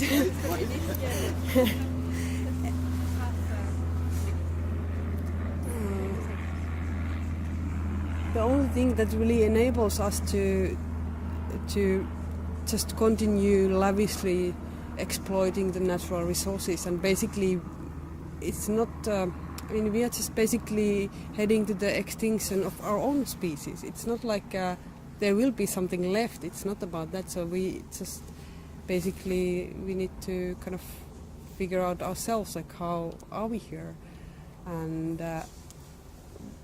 then one of the ways, in my opinion, how to try to learn this from this resource thinking is to relearn empathy.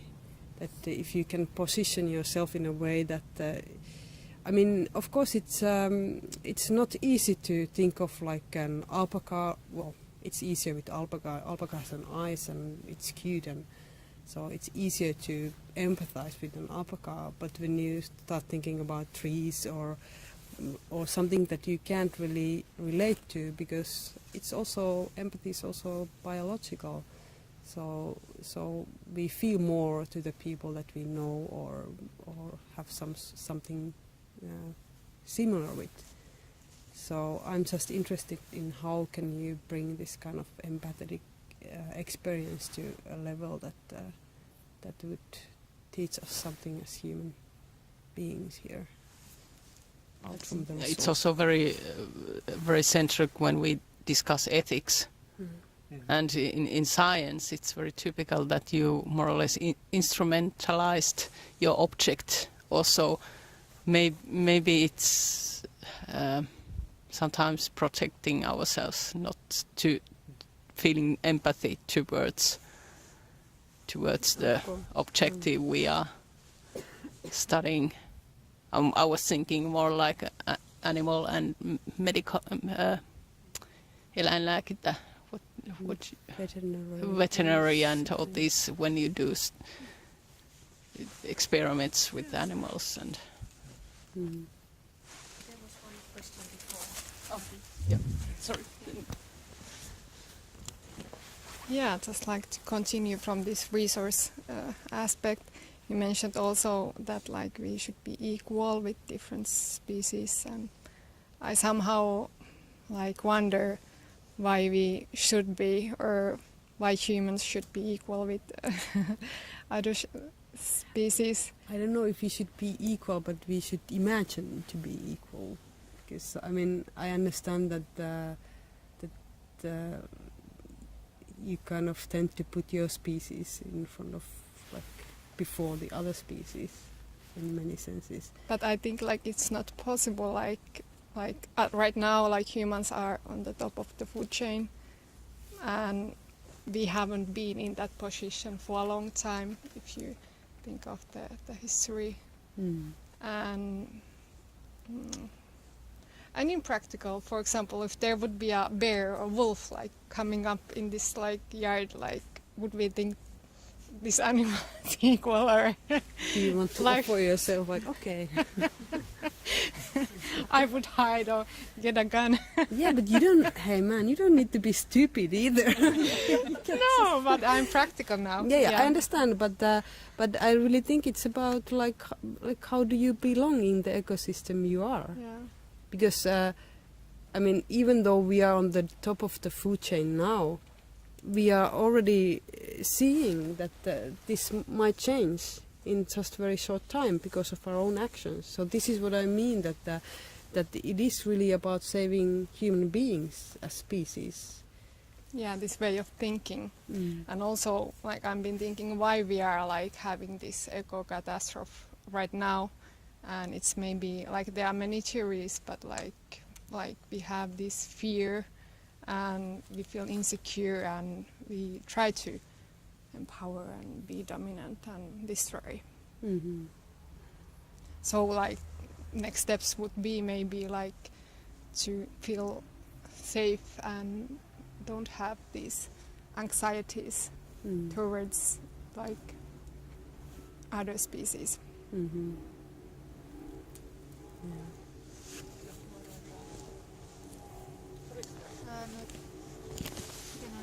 Niitä skuuttereita, niin water scooters.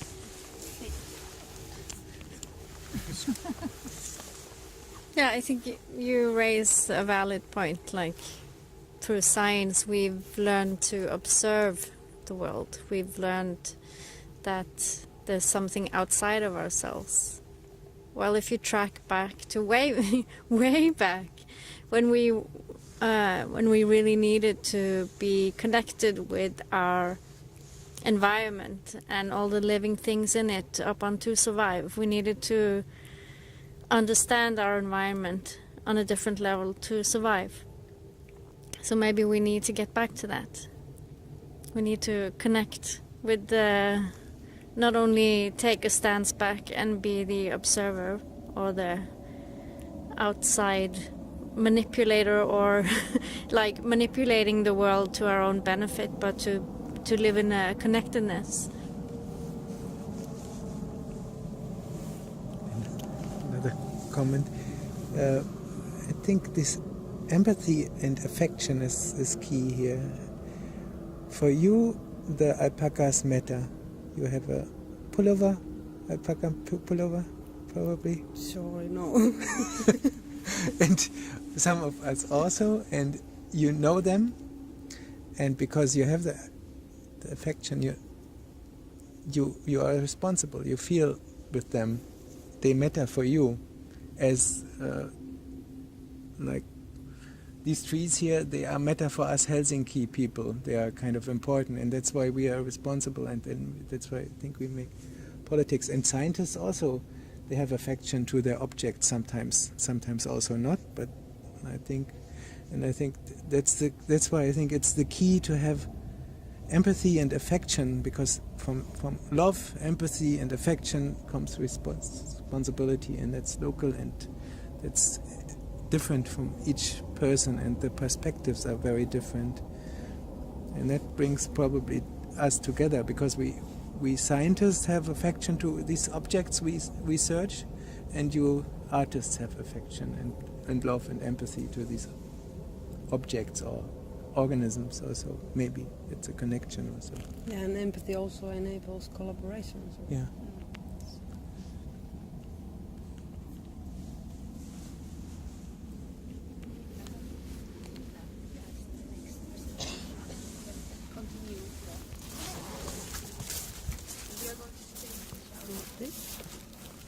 Yeah, in a moment. I put it here so you can. Yeah, I think I have it in my pocket or something.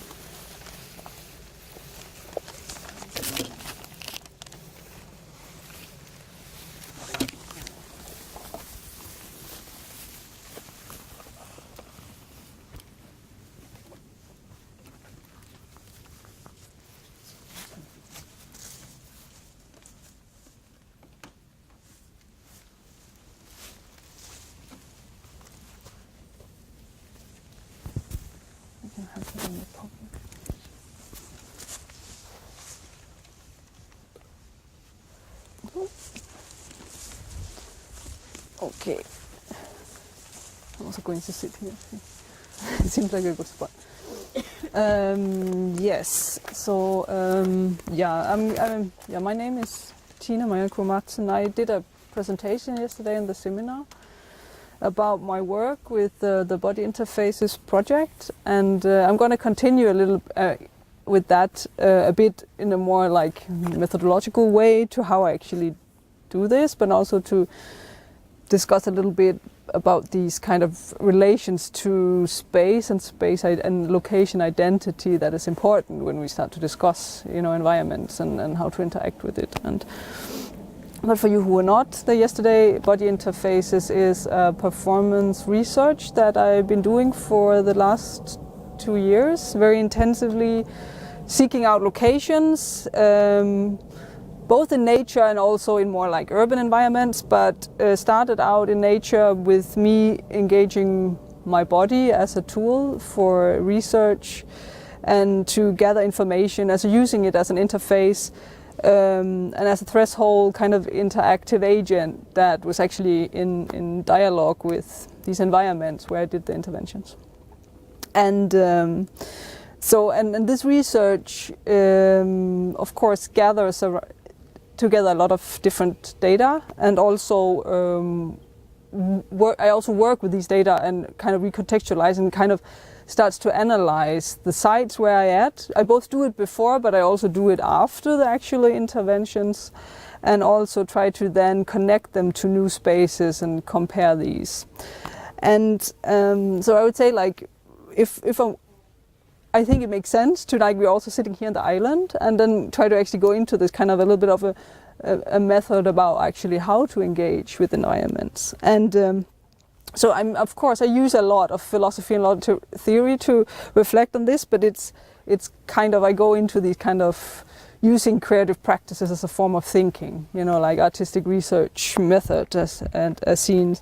And I also yesterday spoke about how I see the body as an excessive body that kind of goes into the environment as well. Like, it's like when we are here, you know, we also breathe in and we breathe out and we breathe in, and we kind of, matter gets mixed in that way. It's not so separable as we might think. So I also come from a more kind of post-human awareness about how the body can be extended into and in relation to other entities, not necessarily technology, but I'm seeing the body as a technology in itself. So it's like, for me, that is not, you shouldn't extinct things in that way anymore. I think we should more think about the relations that actually happen in this kind of experience with place.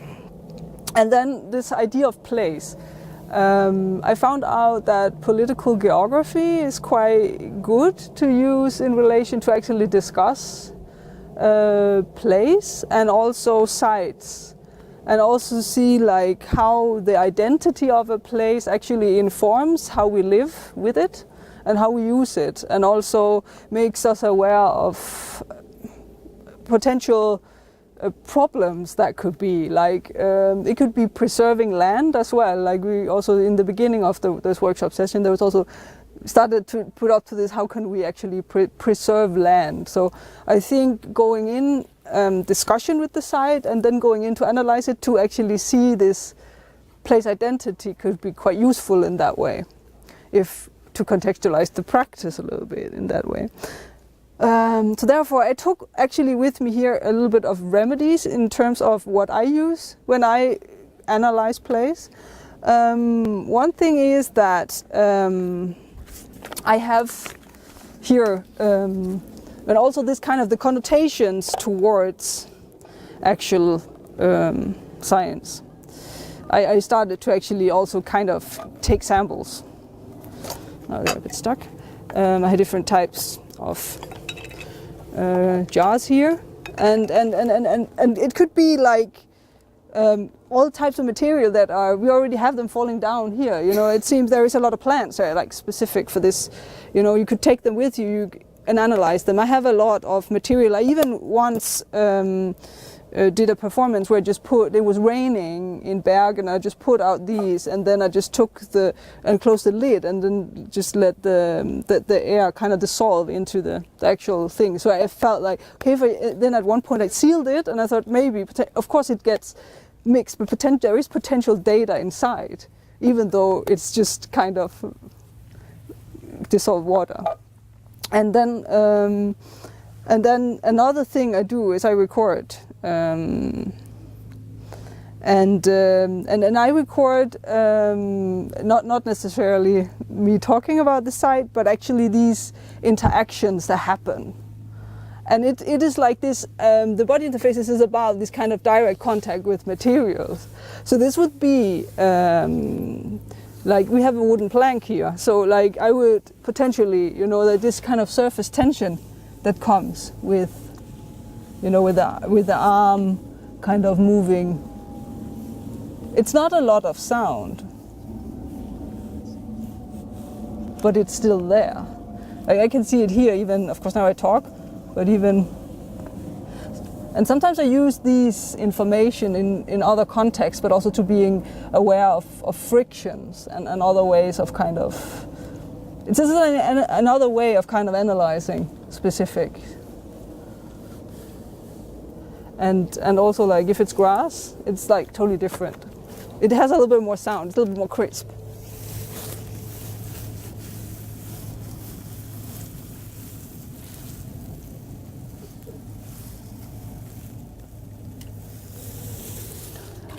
So it's like it all becomes a part of these kind of accumulations of different types of data that can give some awareness.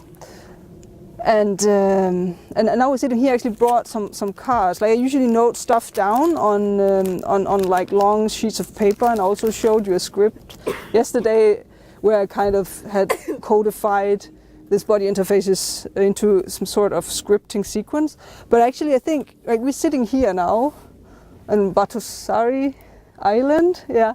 And I actually would like if all of you could write down a few words about what this place, like if we want to kind of think about this place identity of where we are right now. And it can be both through the experience you have, like with your body being present, like as an interface for this specific experience, both being here together, but also what this place means, because as I understood, it's potentially a little bit in danger of, and also I think what these types of interventions can do, like and what we as artists can do, we can start to make a discussion where about like why is it important through analyzing these identity and actually pointing to these identity characteristics and then in a way creating another narrative and making an importance for the site. So yeah, please do that. I don't have so many pens. It's a bit of mixed with markers and.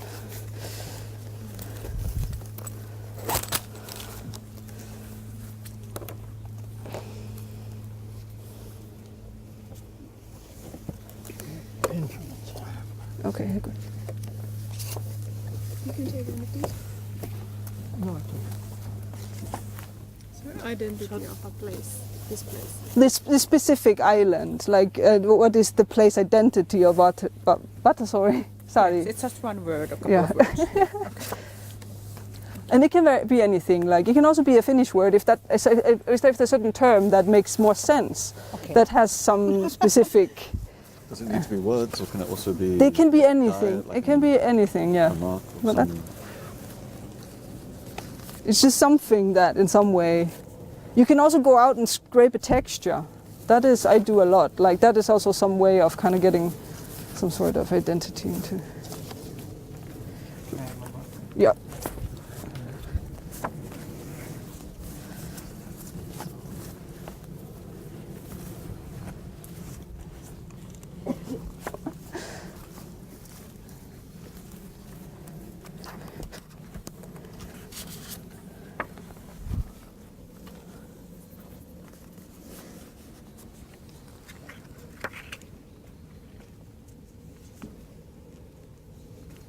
Maybe I have one question. What do you mean with identity?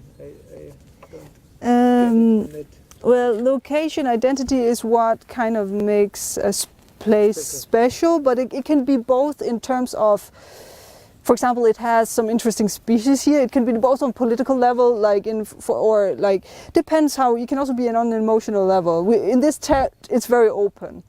But it's trying to kind of getting so many inputs in to kind of get this space, a voice and an identity to kind of discuss like what is the importance of this specific site. We can also be on a strict kind of, it has like a lot of vegetation, you know, there is a lot of the climate is such and such. It can also be on a very kind of rough data level. It's opened up also to all, or let's say different expertises and different experiences and different backgrounds in that way. So.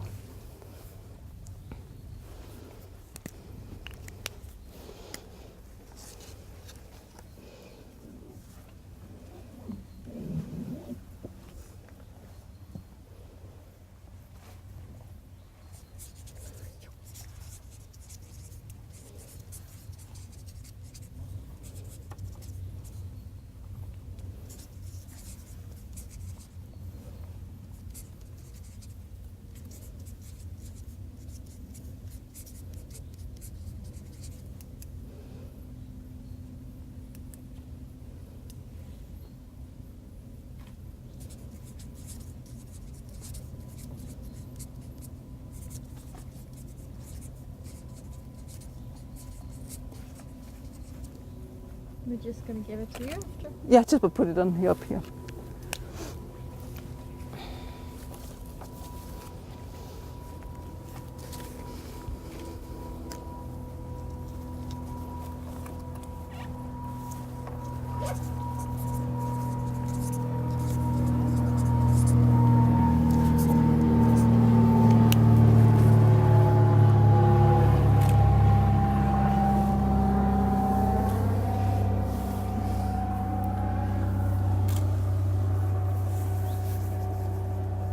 So, but when you're all done, then I'm also done. And if anyone has any questions, or it's okay.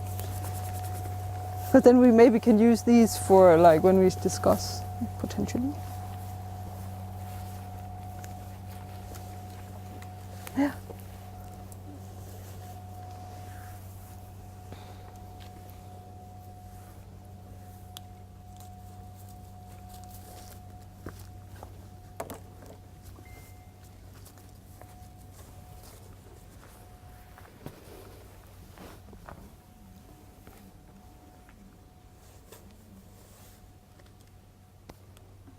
So yeah, I think I'm going to put them out, and we can go and read them a little bit.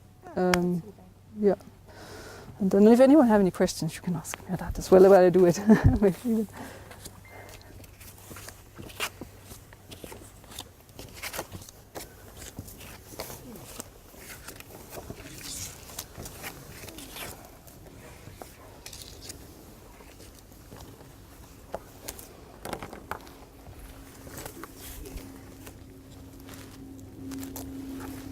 Oh yeah, eat some of those today.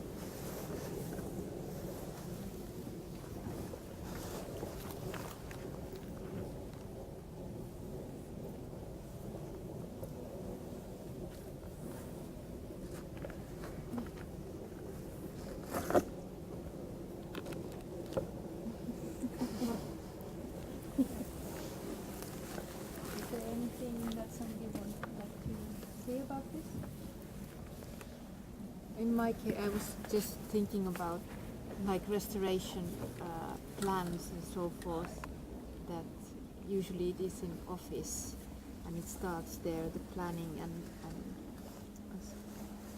planning and so forth, and this was kind of a good reminder to, when you are restoring ecosystem, you need to get the whole group into the ecosystem that you are restoring to get a feel about it, and even this kind of practices and somebody to guide through would to get same perspective, or kind of talk about what the ecosystem means to one. But anybody else did some? Yeah. No, it's just whatever random thoughts come to mind. No, but it's just like somehow this idea of the island that you started off with is somehow like for me kind of quite important that this is obviously an island, and it has its kind of ecosystem, but then what is happening, 10,000 miles away that is economically connected to this island and to us is somehow that's something which is outside the island, but it's still part of some ecosystem. Yeah, it's like a kind of a self-contained entity, but it's kind of has, but it's a part of this bigger whole that unfortunately then poses an impact so on it. You can have this kind of paradise ecosystem, but then that paradise ecosystem obviously depends on non-paradise ecosystems. I don't know, it's always interesting, this idea of islands and containers, because it also relates to like language as this kind of system abstracting into containers, and then somehow also with these alpacas, that they are kind of somehow, they're in herds or not? They're kind of groups of alpacas, no? Yeah, they are very, they die if they are. Okay. Yeah. So they're almost, also I think that they're a bit like some kind of, they are their own, world or island or something like this. Do you think? So maybe they're not so aware of alpacas that would be in like, Yeah. No, I'm just actually thinking that to me this island is urban environment. Like when you were talking about nature and urban, this is actually to me urban. It is kind of, yes, because it was actually way more. In the middle of Helsinki. It was actually also way more like cultivated than I thought. Like hearing about the concept of it. That's true. It's actually a good, at least in between spaces, like where you have some sort of wildlife in the way that you can go pluck berries and you can walk around, but it's still, of course, cultivated. It's not the same as if you go somewhere, like where nobody lives, where there's just everything goes. Then it's a totally different. And even there you can find plastic. Even there you can find plastic, yes, yeah. Also had some. No, it was just continuing this entanglement. Even if we don't live there, our living transports to wherever. Yeah, exactly. So it's difficult to say that it's not cultivated. Like everything that's is the thing. Yeah. It is nature culture already. Yeah. It's the same with the plastic in the body, right? Like, yeah. We have about 20 minutes, and before we go for lunch, I think everybody's a bit hungry. But there has been lots of ideas. You had yesterday some questions that weren't kind of taken. Does somebody still want to raise some question about the ethics of science and art, or something else about Vartiosaari and what's going to happen here? Well, anything. Coffee. Fix some coffee. You choose. That's for lunch. That's for lunch. Yeah. I have one question to Gina, actually. Yeah. So, why would you like to scientificate your artistic praxis? Why would you like to record? Why would you like, or why do you like to produce data? Why not just say, okay, this is an aesthetic experience. I feel the roughness of the bench or the soil or what you are doing, what you are showing yesterday. Why do you want to record it and make it, externalize it in a way, and make it scientific and disconnect it to your experience in the moment? I not at all see it disconnected because I'm very much in the moment, and and I think actually it is an aesthetic experience, because aesthetics are many things. I don't say this is science as necessarily. Like, this is like the first time I even come in this kind of a science context in it. For me, it's a research, because also even when I started to combine these ideas with the body interfaces, and I started to discuss how you can use the body as that, already there you start to want to work with those things that happen. It's not just, for me, I need a little bit more than just, position myself in a landscape and say it looks good. That's for me not satisfying. Like, I need to go a little bit further into material, But the reason why I record is because I feed it into new artistic processes. So for me, it's like an ongoing feedback loop of recontextualization, and that therefore these materials are of course important, and of course the fact also that I think sounds are giving you a lot of information also when they are. Let's say when you don't see the action, like in that sound, like I think it's interesting if you, and I did some installations based on sounds where you might know, where it's like you have an idea there's something the body's interacting with, but you cannot see the action, and that gives a whole other type of information as well.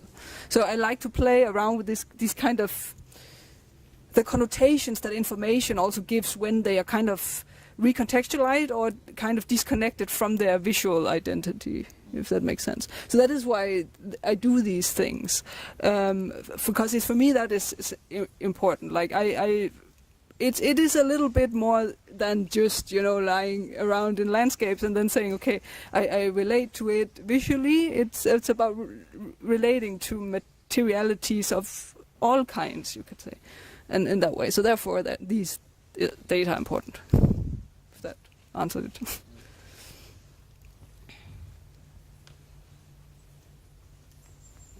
Anything else? Arises. You'd like to say something? To conclude or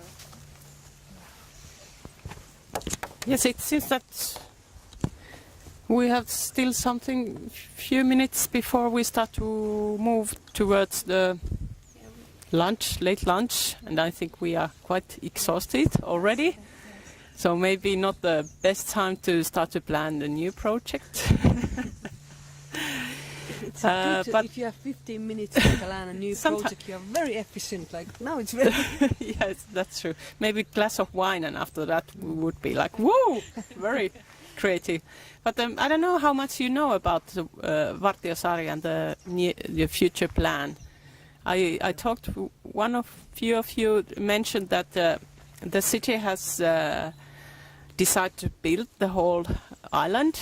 The aim is to bring here and build residential area for 15,000 to 20,000 residents here, and they would build a bridge, and they are hoping that there will be a tram coming here. So you could imagine that the whole image and identity of this place would totally destroyed. Despite there have been, of course, environmental impact assessment made and shows that the influence is not critical, but how you can respond to that kind of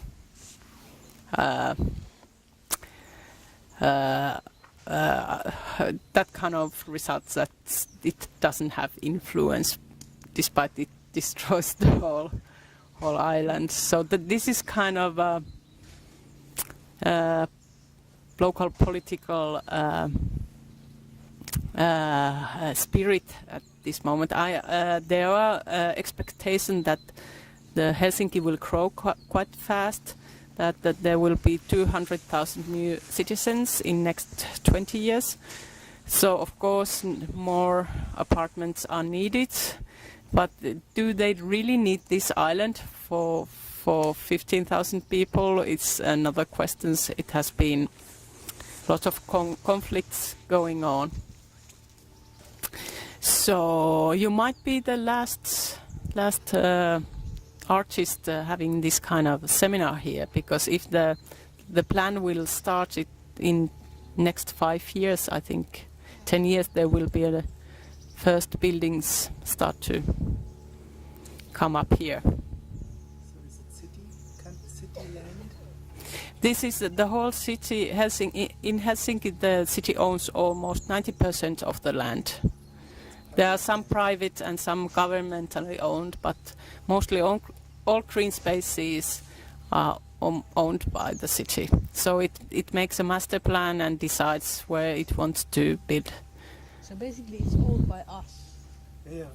Yeah, because we are the citizens. Yeah, exactly. But who was the housing before?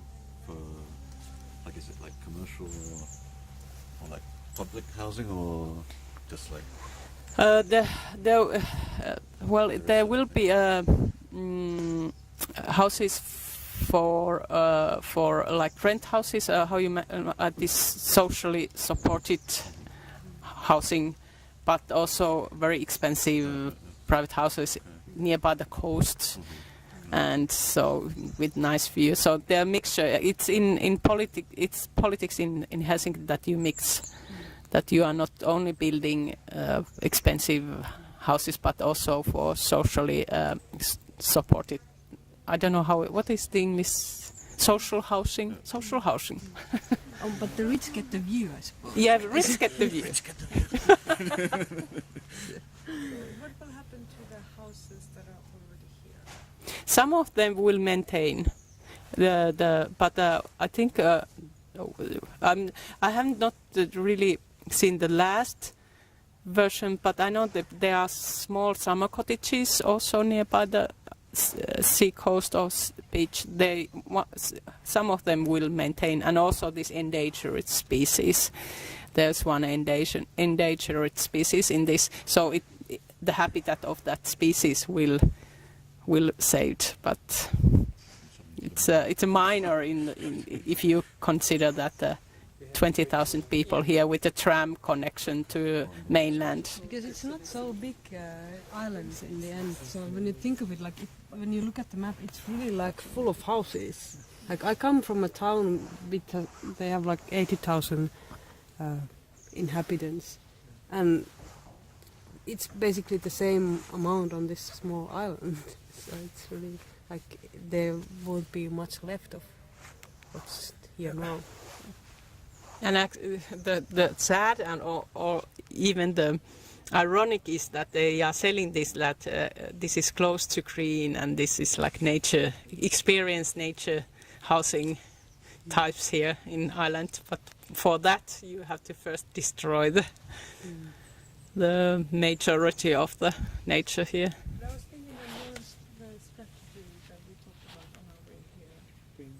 Or the endangered species.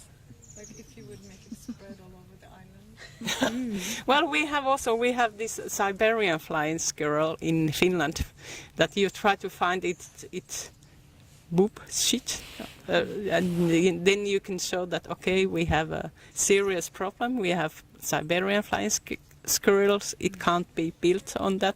It's like a symbol of and yeah, but it's this. I think it makes you feel very weak when you try to speak about the value of nature, because it's only in this very juridical way of saying that this species in danger is you have to protect that specific species in terms of being Siberian flying squirrel or this vascular plant, but not then you can't be ignoring the rest of the nature which doesn't have a formal value in terms of Finnish law. And was there not any, like when it is public land you have to include the inhabitants and the neighbors, or somehow you should say, okay, we have these plans, is it okay? Well, this is because there are no neighbors really, because this is island. So it's some bureaucrats decided that, or some managers who wanted to make money with it. This is often the case, I think, that when I'm speaking maybe too much, but this was the case also with the 6 nuclear power plant. There were 2 places that they were considering suitable places to build it, but the other one, and of course you can speculate, but the other one had like permanent inhabitants, and a lot of them living there, which would have needed to move. And the other place which they chose, they were also like here, summer cottages. So so it's much easier to kind of change these kind of lands when there are no areas yeah occupied by people. Yeah. I mean, of course, here it has been also. There has been a lot of activism around Vartiosaari and people trying to change this. And actually another example from Helsinki is Kivinokka. It's not very far from here, but it's Cape. Yeah. It's a Cape. And there's also, it's basically summer housing, but there's a lot of that. And it has a long tradition of having these. They are like this very close to each other small huts, and they used to be owned by the union people. So there was this really a lot of people in the community, and actually city had to back off because they were so active. So yeah, it's funny that you need to live there in the place where you would like to have this kind of. And one terminology I really hate, in some cases it has been misused, is not in my backyard. Because usually when you start to protect your own environment, especially green spaces, it's another issue if you are against social housing or that. But especially when you start to protect, you have very strong place attachment, you are very connected to place, and you start to protect towards building.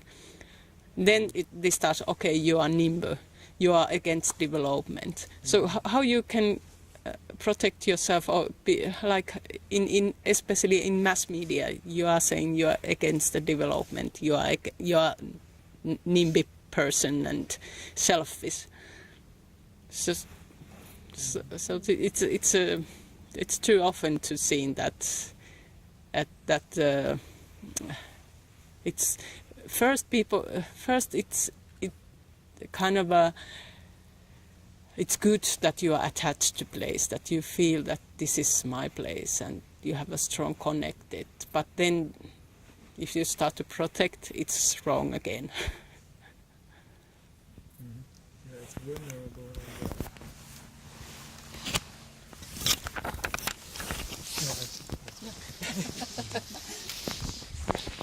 But I don't know, maybe for me it would be too difficult to join the project in like a development process in Vartiosaari, because I have been so much against. I don't know, as an artist, could you consider that you do some, at least to make it a little bit better than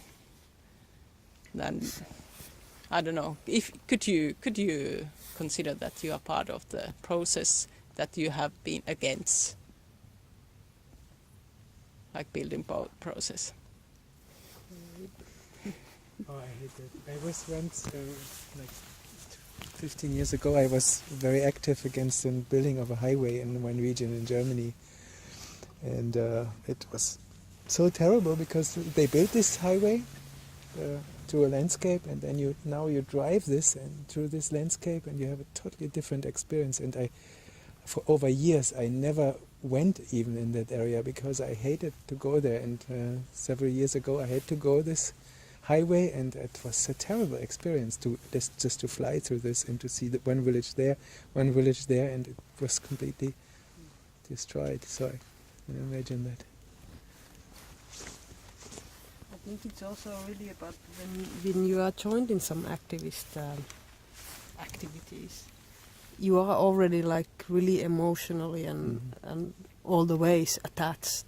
So it's really difficult then to be like, okay, then I just try to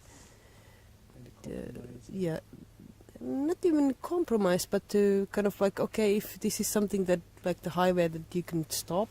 Like, okay, do I make it somehow better to someone else? Like, have a painting there or whatever. Like, I don't know. But maybe you can't. I don't know whether you can stop it or not, or at least you can be like a critical voice in that process and ask for proper assessments. As you say, there's this assessment going on, and they can be very bad because they're biased. So you can be like the critical voice in asking for balanced assessment and like a proper basis for decision making. There are politicians who should also be voted for again here. So at least that's what we see in the Danish context. At the moment, or in the moment when there is a public interest and also opposition, then the politicians, they are quite keen on listening. Mm-hmm. So I think maybe it's not in or out, maybe it's also like, yeah, But it asking. It's happened, these critics, but despite this critics, if this development happens, can you then be a part of this building process? I mean, in making it as better? early as possible, you should be involved. If it's not decided. Yeah, then of course. So if I had something.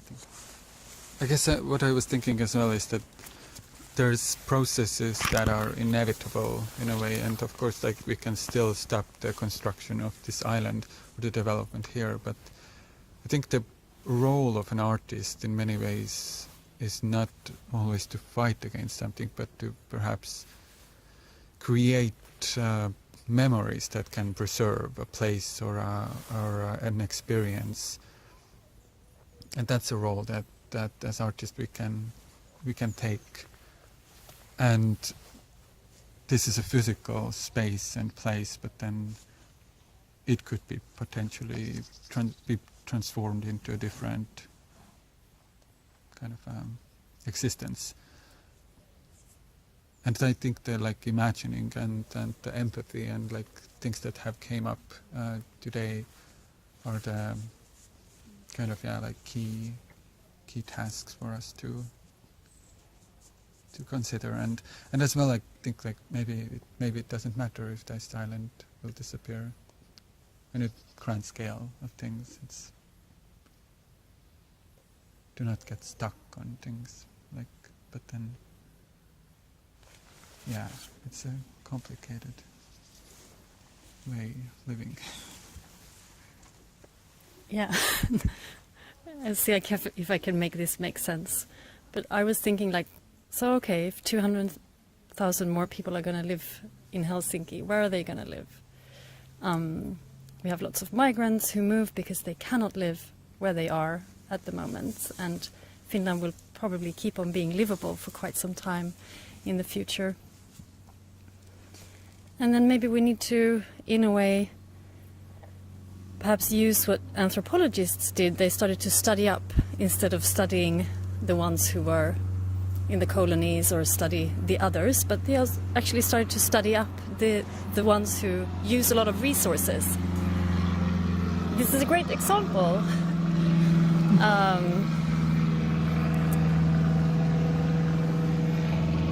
mean, I've seen those private aeroplanes that are parked next to the summer cottages or summer villas around this island, and I'm like thinking, so how much space do you use in Helsinki? How much space do we need? I mean, the ones who are very resourceful, perhaps we need to try to imagine alternatives for this affluence and excess.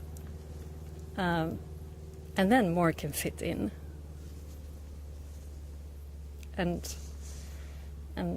yeah, so that's also one way of, I think that interesting things could come out of turning our perspective into those who use a lot of resources.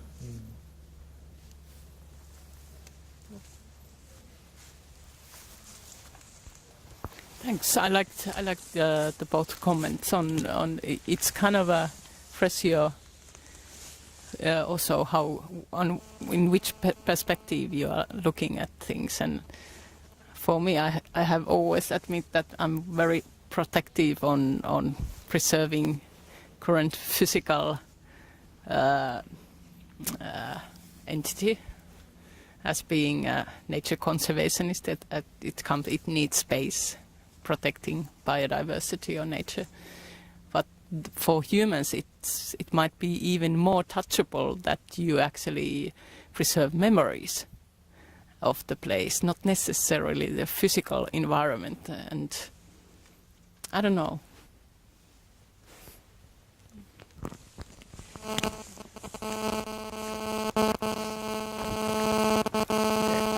I have no idea how this will come out, but something I was thinking about, like when we look at how much resources people use in relation to where they live.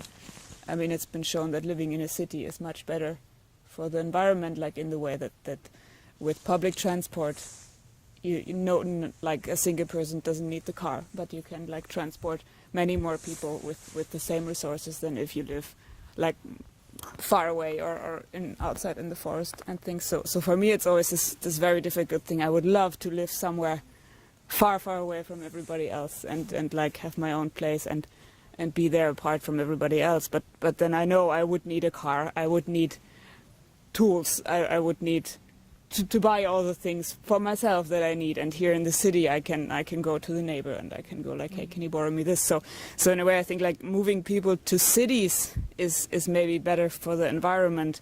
And if I had the chance to decide, if I had a child, then I would have to decide, like, do I want the child to live in a ghetto kind of space where you have only the big houses and then maybe you have 3 trees in between, or that I would have an island. I don't know how the plans are now for Vartiosaari, so this is very dependent on how they are. But when I think of Lauttasaari, where they have preserved a lot of green space, so I would rather live in a place where there's houses but there's also green space preserved. So in a way that an island like this might make a much better environment to live in than if you take I don't know what an alternative space would be, like a field that there's nothing there now and you just put really many houses. So in a way, this will hopefully become a very good area to live in a way. So maybe to see a positive side that if they do it right, if they preserve the right spaces in between houses, that it would be a thing that is nicer to live in than in the usual city environment. I don't know, I don't make myself clear like what I mean, but that maybe we should try to see the positive side, that this will become a very nice place to live in, like Lauttasaari, which is full of people, but it's very quiet and it's a great place to live. It's a great place to bring up kids if you have them, because it's very safe in a way. And so maybe this island could become the same kind of space. I would be very sad to see this go, because this is an extremely beautiful space. So I'm not saying that go build on every island, but in a way to maybe try and find a positive side in it. That maybe if you have people living in a place where you have lots of green, you can also teach them to appreciate this green much better than if they live in a city center somehow. I don't know.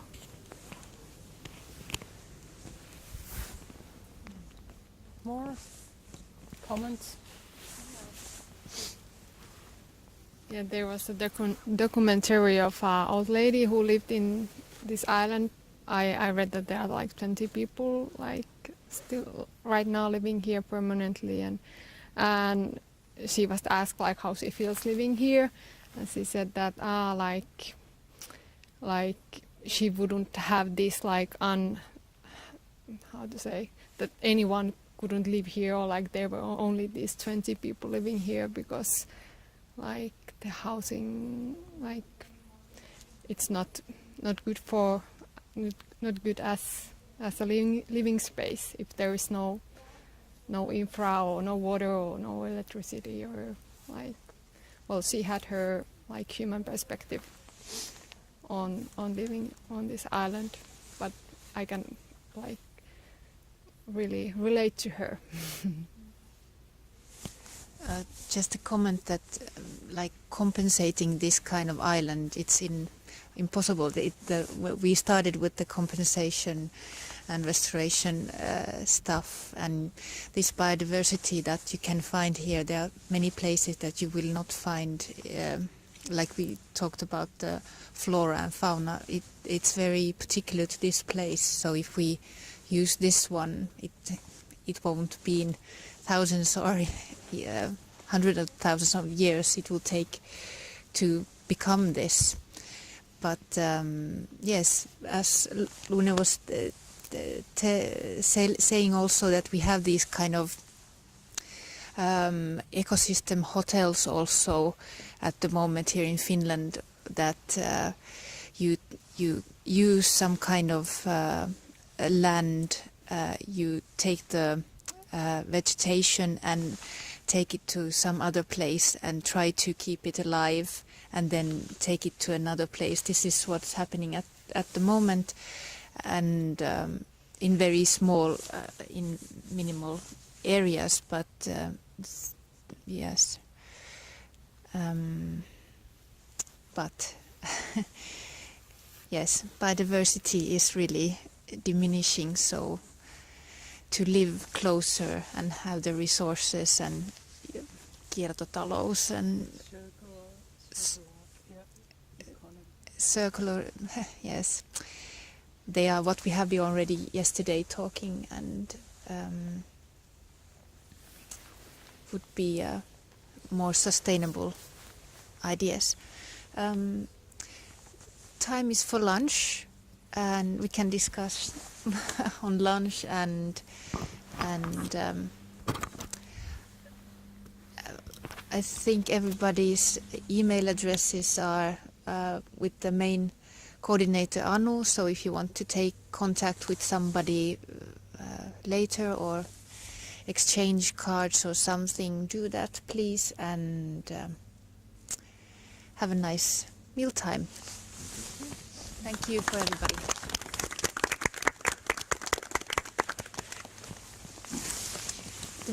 The lunch will be the same road as we came, but just a little bit before the artist camp. There is a barn, or the food is there. Niin se ei jopa iso. Ei, ainakin silloin oli.